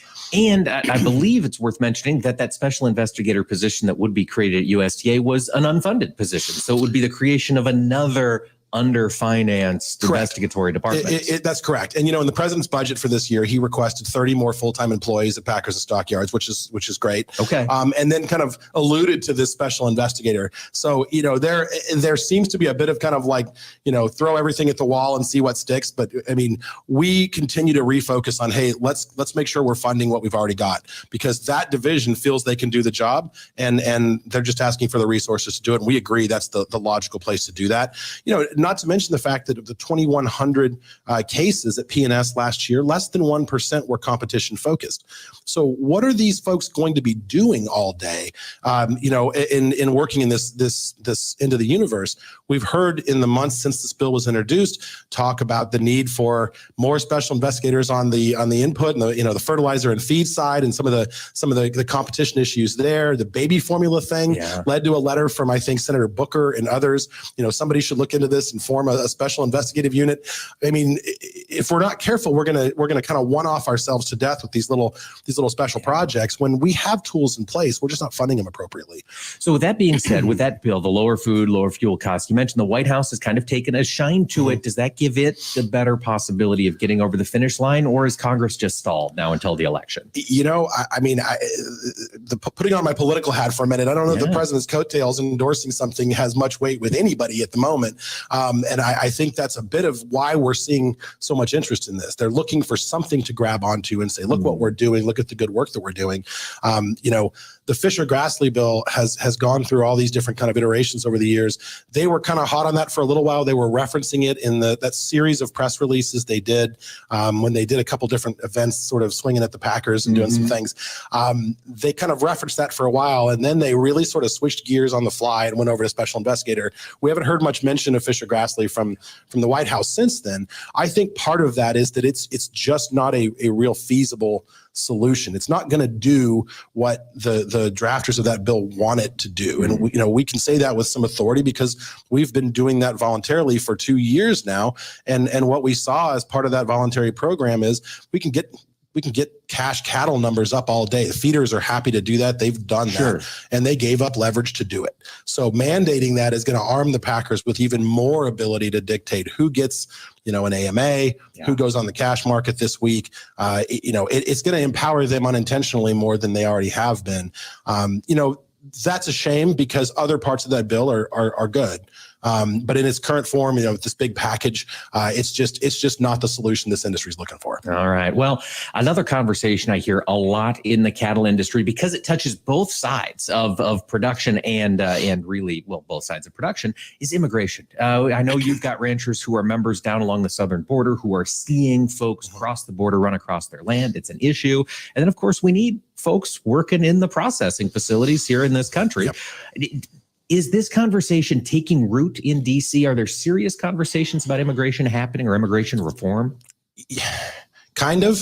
Okay. I don't mean to be flippant about it, but we have the ag labor bill that's been floating around up there for a year and a half, 2 years now. It doesn't get nearly as far down the road as it needs to. There aren't nearly enough year-round visas, and for us in the cattle community, we need those year-round workers. Right. Seasonal doesn't do a lot of good when you got a cattle beef on feed all year. That's right, and quite frankly, one of the biggest labor problems in the U.S. cattle industry is the labor shortage in the U.S. processing industry. Mm-hmm. Right, we need that throughput. We need them to be fully staffed and processing product. And as we look at these new plants that are being contemplated and coming online, they're running into the same problem their competitors are already having in the marketplace, which is finding workers. That is the biggest problem plaguing the industry and has been since before COVID. So, we're really trying to figure out how that bill can be made in the Senate into something a little more impactful. 40,000 visas, 20,000 of which are bucketed for dairy, coming out of the gate. And we love our friends in dairy and they're all part of the industry. But there's a much bigger need, and we need to be much more sober and serious about what really constitutes ag labor in 2022. How big is that supply chain and where all does that go? I could sit here and make the argument today that ag labor probably could use more truck drivers right now too. There's a lot of places in the supply chain where we're seeing pressure that aren't traditional block and tackle agriculture, but are sure a big impact to us at the moment. But that doesn't mean that we don't have some real concerns about what's going on at the southern border. Those producers down there will tell us they lose fence lines. Those pastures are gone. They can't use those resources, and you put them back up, they lose them again the next week. It's this constant drumbeat of assault down there, and it's really getting frustrating, I think, for them after years of putting up with this. Yeah. I'm from Arizona, and that's something we've heard about, where I'm from my whole life, and friends and family that have ranches down on the border. That's something they've lived with forever. Yeah. And it is a difficult balancing act to figure out how you solve that. But there's no question the labor is needed. It is, but there's certainly no chance of any immigration reform passing before the midterms, I would imagine. I would be shocked if they were able to get their arms around that in the next few months. All right. I was curious, Farm Bill. Looking ahead to next year, of course, cattle issues are taken up in the Farm Bill. I wanted to ask you about the vaccine bank. We've been talking vaccines as a society for the past 2 years. Has that changed the conversation around securing and maintaining that foot and mouth disease vaccine bank? I think the bank that was secured in the last Farm Bill is durable. It's there. It doesn't need to be reauthorized in the new Farm Bill, which is a really good thing, especially going into what is most likely going to be a flat Farm Bill at best. Flat in that there's no major changes projected. Is that what you mean? I'm talking about money. Oh, so when we think about the last couple of years, we've really gotten used to big checks in Washington, right? Whether it's CFAP, which we were a part of, or any of those different programs, it has been a money party to the tune of $7 trillion in additional government spending. That is going to change after this election. If there's one thing I can guarantee you, looking into my crystal ball, if Republicans take back over, anyone who remembers 2010 when that Republican wave came in, you will see the fiscal hawks come out. Okay. And when you do that, you're going to be looking at a farm bill that is not going to have extra money to go around and do things with, and that's a big deal because we have a real need in the cattle industry to make sure that our producers have access to conservation programs, voluntary conservation programs that truly work for their operation. We have a massive increase in the use of LRP in the last 2 years. That program was really underutilized, and the changes RMA has made since May of 2020 has made that far more attractive to producers. Exponentially bigger use and engagement in that program, but that means a bigger price tag too, right? That's true. That's going to spur a lot of that conversation as we get into next year. And we're not going to be having that in this current environment of, well, how much you need? There's more where that came from. I mean, we're going to be in a much different environment of kind of like, no, there's nothing, and we're going to have to split what we do have amongst multiple programs. So leading back to your original question, I mean, that FMD bank having it needs is a good thing, right? Perfect. We don't want to be renegotiating numbers, but the need continues. That's Ethan Lane, folks, Vice President Government Affairs, NCBA. We'll have more AOA when we return. Hi, this is Mike Pearson. You're listening to AOA, Agriculture of America.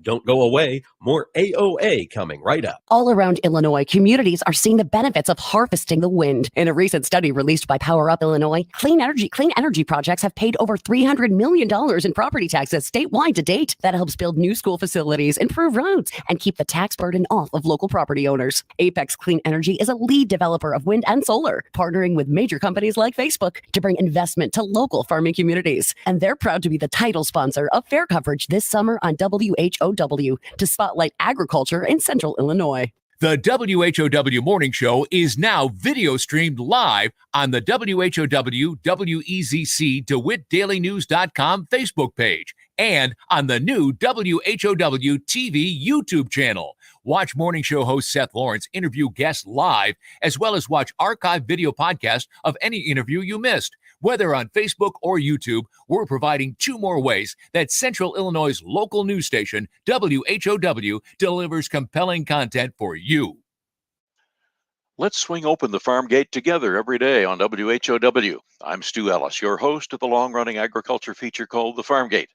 I bring the latest news and information on where agriculture is and where it's going to WHOW Ag listeners several times a day. From tariffs to treaties, from the Board of Trade to the running board on your truck, I cover Central Illinois agriculture every day on the Farm Gate. Hear it all on WHOW's many platforms, on the radio or online. Join me, Stu Ellis, for the Farm Gate. DeWitt County's #1 source for local news is on the air and online 24 hours a day. The latest local news stories are heard every hour on Central Illinois' news station, the Big 1520 AM and 92.3 FM WHOW. Stream live at DeWittDailyNews.com. They're also heard every hour on the station that's your easy choice, 95.9 FM WEZC. And to read the latest local news on your electronic device, including tablets, iPhones, and smartphones, go to DeWittDailyNews.com. DeWitt County's #1 source for local news is on the air, online, 24 hours a day. Across the nation, to remember and honor, to celebrate and support, to light the night. Join us as we lift our lanterns high in order to move toward a world free of blood cancers. Join us as we light the night for a loved one. Join us. We are the Leukemia and Lymphoma Society. Our mission is to cure leukemia, lymphoma, Hodgkin's disease, and myeloma. Our aim is to improve the quality of life of patients and their families. Join us. We are LLS, and when we walk, cancer runs. Join your community and help bring light to the darkness of cancer. Join us as we light the night. Find your local event at lightthenight.org. That's lightthenight.org. It's been said that when someone you love has Parkinson's, you have Parkinson's. The Parkinson's Foundation knows that the disease doesn't just affect the diagnosed. It affects everyone who supports and helps care for them.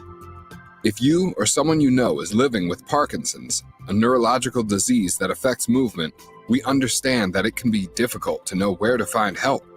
If you have questions, the Parkinson's Foundation has answers. Answers for everyone in the fight.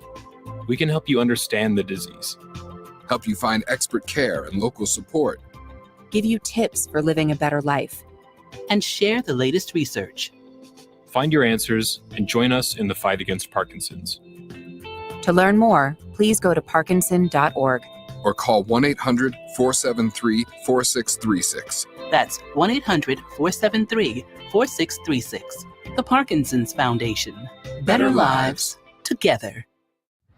Young farmers don't listen to the radio, right? Wrong. In a recent survey, 74% of young producers said they get their most important agricultural information from their trusted farm radio station. Surprised? Don't be. If you think about it, it makes perfect sense. Radio is the perfect companion because it goes with you everywhere. Whether you're in the shop, on the combine, or in the truck, Farm Radio is right there with you. This message brought to you by the National Association of Farm Broadcasting. Most of us like to be out in the sun. That's why sunscreen and other safety measures are key to protecting your skin from aging and cancer. The FDA recommends using a sunscreen with an SPF of 15 or higher. Also, look for broad spectrum on the label. That means both harmful ultraviolet A and B rays are blocked. Remember, SPF plus broad spectrum equal healthy fun in the sun. Visit www.fda.gov/sunscreen for more information. A message from the U.S. Food and Drug Administration. You're listening to AOA, Agriculture of America. This is Mike Pearson, and you can rely on us for the latest farm and ranch news from around the world.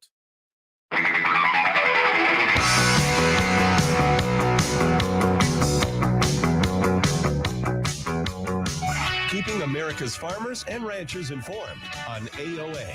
Now back to Mike Pearson. Well, folks, thanks so much for tuning into AOA here on this Wednesday, July 13th. You know, we are going to have a lot more conversations coming the rest of this week. I'm very excited. Tomorrow, we're going to be speaking with Secretary of Agriculture Tom Vilsack.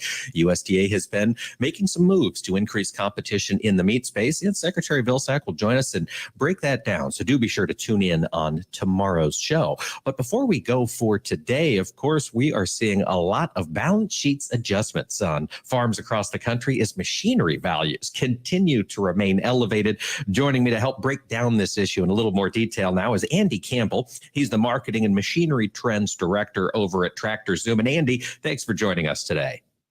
Well, thanks for having me, Mike. I want to talk first about how machinery sales have gone here over the past 2 or 3 months. We get into planting time. Andy, I imagine we've seen a bit of a decline in the number of machines offered for sale. We certainly have. And we really started to see a shift in April, both in the volume of machines at auction. And then we also saw a bit of a shift, too, in what people were searching for.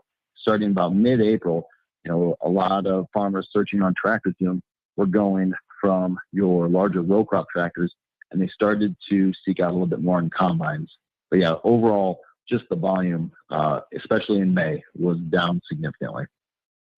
It's interesting that you mentioned that growers were starting to look for combines, Andy, over the past 2 years. My goodness, we have heard so many concerns about supply chains disrupting during harvest and growers not able to get parts, not able to get the machines they want by harvest. What's that doing to the combine marketplace here this summer? Right. It's something we've been watching really closely, and it supported it. You know, we really, starting in January, started to see the combine market take off even more. We thought it was already at a pretty good clip, a pretty good price. But January, February, and March were strong. Now, May was a little bit lower because farmers were planting. But June was going to be the big question mark. Were we going to still continue to see high prices? And we did. Throughout all of June, we were really surprised with some of the values that were coming across for all different classifications of combines and for all different step hour categories. And even most recently, we're seeing them high. Well, give us some updates here, Andy. When you talk about these sales prices being high, are they higher than last year on comparable sets of machinery? Do we continue to see appreciation, or are we just seeing very, very slow rates of depreciation now in machinery? No. You know, I've got one great example, and it actually just sold 2 days ago. So it was a Challenger 670. I think it sold up in Wisconsin. You know, it had 880 step hours on it, so still a relatively young machine. And I was looking, before the sale, I was looking for comparables. And there was one comparable sold last year, almost the exact same date, but it only had 470 step hours, so almost half as many step hours. And I was really using that as a judge, saying, you know, if this combine could get maybe 50, it would indicate a really strong market. You know, even in the high 40s, I still thought that the market would be pretty strong. Well, the auction closed about 5:30 on Monday, and it brought the exact same price, $57,500, with twice as many step hours. And it's a Challenger. It's you know, those don't typically go through the roof. It's usually some of the John Deere later models, but it's just a sign of what we've seen so far in July of really strong support on these combines. Absolutely. So I just want to make sure I got that right. So the same model tractor with twice the number of hours brought the same money as one with half the number of hours that sold, was it a year prior? Exactly. Yep. This combine. That sold Holy prior. cow. Exactly. Yeah. And again, this is not an isolated sale. We looked at a S680 that sold last week up in North Dakota. And we have a price prediction model on trackerzoom.com. It's almost something where farmers can go on and guess, is it going to be what our model thinks? Is it going to be higher? Is it going to be lower? And they can kind of gamify it a little.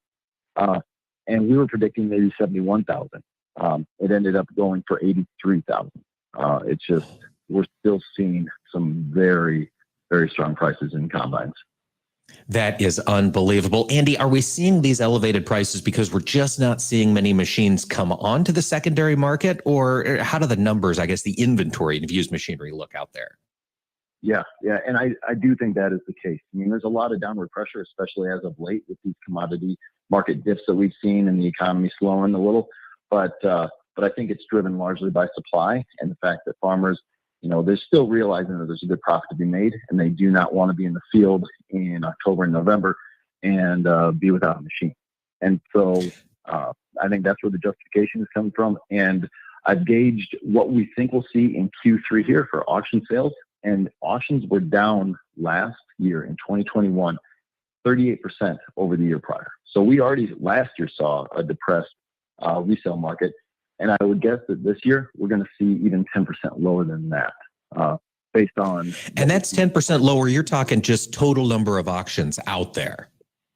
Not number of auctions, because we're actually seeing just as many, if not more auctions. So the auctioneers are working their tail off. We're actually seeing a lot of auctions. It's just the count of combines, of good quality combines I'd maybe consider about selling for 50,000 or more. They're just not there. They're not coming to auction, and it's also on the dealer lot too. Okay. All right. Andy, as you look out into this fall, interest rates are going up. Do you expect that to start to cool this resale market here for farm machinery? The interest rates are interesting, and I could definitely see that affecting the new sale, and it factors into it a little bit. But I would say farmers know that they need a machine, so I don't really think it's going to cool it that much on the interest rate side. As long as the commodity market is supported and we don't completely have the bottom fall out of our cash grain prices, I see this persisting for quite some time, at least throughout the end of this year. Andy, do you see in your conversation with folks in the industry, are we starting to see rebuilding of inventory at dealer lots? I talked to actually quite a few dealers just yesterday, and they're focused on that. And I know it's by category. The forage harvesters we talked about, and there are plenty of forage harvesters that are out there right now. But all right. They're working on it, but not total. It's not solved yet. All right. Supply chain crisis still slowing it down. Our thanks to Andy Campbell, the Marketing and Machinery Trends Director at TractorZoom. Andy, thanks for joining us. Thank you, Mike. And folks, tune in tomorrow. We'll have that conversation with Secretary Vilsack and some other conversations that impact the world of agriculture. We'll see you on Thursday for more AOA. This is Mike Pearson. Thanks for listening to Agriculture of America. Join me Monday through Friday for the latest farm and agriculture news from around the world. When it comes to making plans, you are the best. What about those round trips, which are perfect on your way there and perfect on your way back? Or those meetings with friends, surprise parties, camps, birthdays. The same way you plan for the important moments, start planning to protect you and your loved ones from a natural disaster. Sign up for local weather and emergency alerts. Prepare an emergency kit and make a family communications plan. Get started at ready.gov/plan. Brought to you by FEMA and the Ad Council. Would you know what to do in a poison emergency? Would you know whom to call? Well, the answer is Poison Help. 1-800-222-1222. Poison Help is a 24/7 government hotline staffed by poison experts. It's free to call and available in over 100 languages. Every second counts in a poison emergency. Don't waste it wondering who to call. Save Poison Help in your phone today.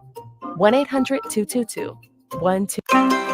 Let's Talk isn't just an invitation, it's how we do business. Our experts at FS AgriFinance believe that a meaningful conversation is the best way to help our customers reach their financial goals. We'll show you how to use financing as a risk management tool to help spread your costs and manage your cash flow. We know agriculture and are focused on what's ahead to make sure you're ready for it. Talk with your FS AgriFinance specialist at your local FS member company today. FS, bringing you what's next.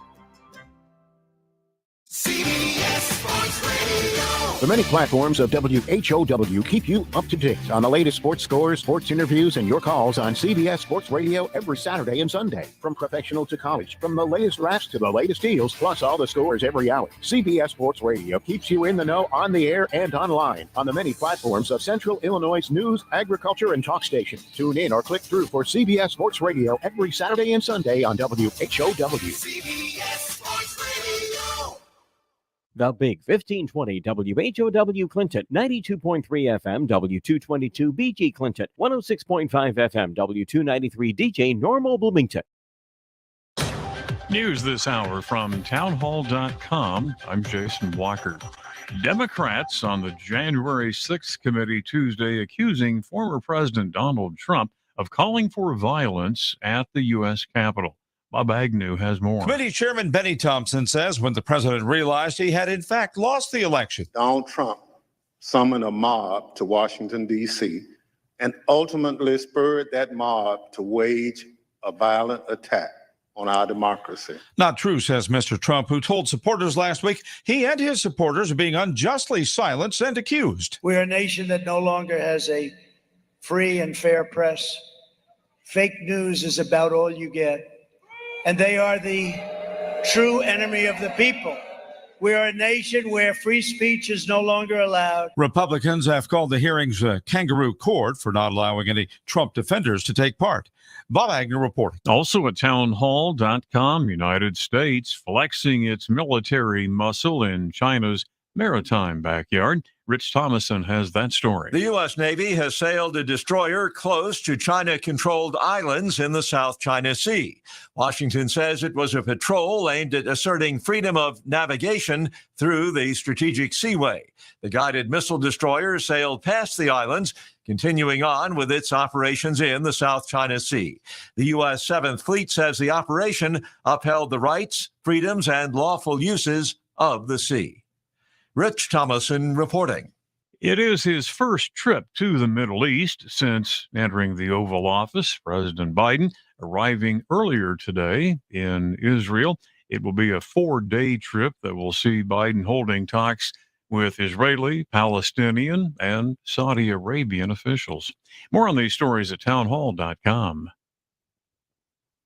Charlie Dombeck here from Key City Capital. As a practicing CPA for nearly 30 years, I have found that 80% of your ability to grow your wealth is dependent upon two factors: taxes and investment performance. At Key City Capital, we improve investment performance by diversifying capital into off-market investment opportunities in passive rental real estate and alternatives like asset-backed lending. We recover dollars that clients unnecessarily pay in the form of income taxes, creating a lifetime annuity of savings. We are a sponsor of passive, affordable single and multifamily residential rental investments, which are located in Sunbelt landlord-friendly states. These investments are the top choices in a rising interest rate and inflationary environment. They represent a store of value, protecting your capital from market volatility. Learn how we at Key City Capital can help you ultimately grow your wealth rapidly. Connect with me at keycitycapital.com or give me a call at 817-912-1569.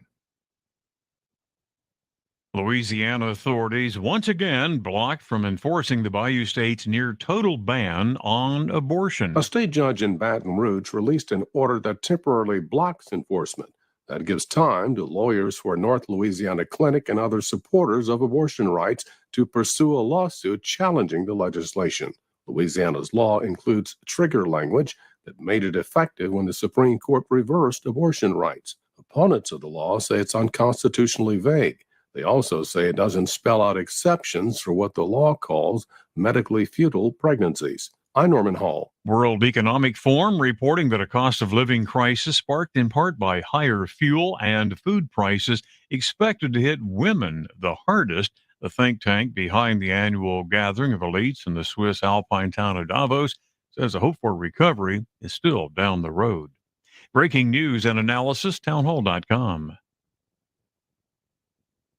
Now, don't look now, but it appears Subway is being sued again. This time, it's over their tuna sandwiches. A Northern California judge has given the go-ahead to a lawsuit that claims Subway misleads customers by saying its tuna sandwiches are 100% tuna. The claims are based on testing at a UCLA marine biology lab. Tasha Stevens reporting. Consumer prices soaring 9.1% when compared with a year ago. That's the biggest 12-month increase since 1981. It's also up from May's jump of 8.6%. Mixed reaction on Wall Street after earlier very heavy losses, a bit of a rebound. The Dow is down 31 points, S&P up 7 right now, and the NASDAQ is ahead 51 points. More on these stories at townhall.com. I'm Jason Walker. This is staff meteorologist Jennifer Wojcicki with your regional radio forecast. Daytime highs approaching 85 this afternoon under partly cloudy skies, westerly winds 8 to 15 miles per hour. Partly cloudy tonight, slight chance for scattered showers, lows of aloft around 62. Sunshine mixed with clouds at times. Tomorrow, slight chance for scattered showers, highs of aloft around 84. Hear weather twice an hour or online anytime at DeWittDailyNews.com. Currently, it's 84. The Miller Media Group of radio stations are proud to present the playing of our national anthem each day. We are honoring our veterans, past and present, and our first responders, police, fire, and medical. Thanks for your service.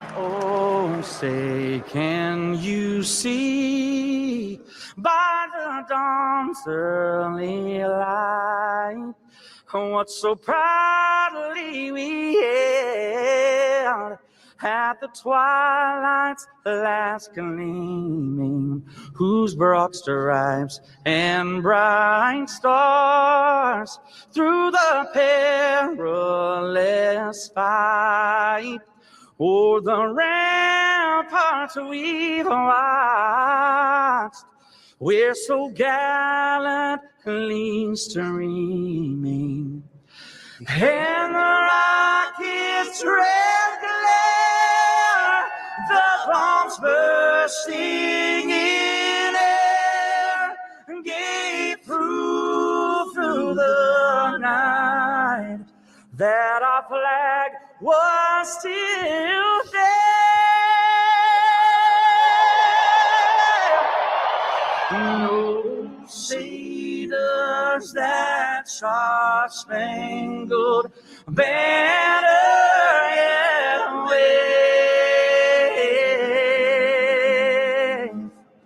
o'er the land of the free,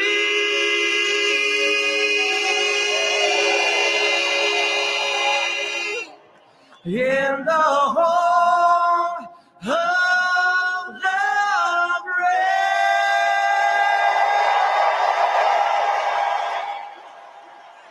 The Miller Media Group of radio stations are proud to present the playing of our national anthem each day. We are honoring our veterans, past and present, and our first responders, police, fire, and medical. Thanks for your service. This tip of the hat for all the awards the area 4-Hers won on this year's fairs comes from the administration, doctors, nurses, and support staff at Warner Hospital and Health Services in Clinton. It's a year's worth of work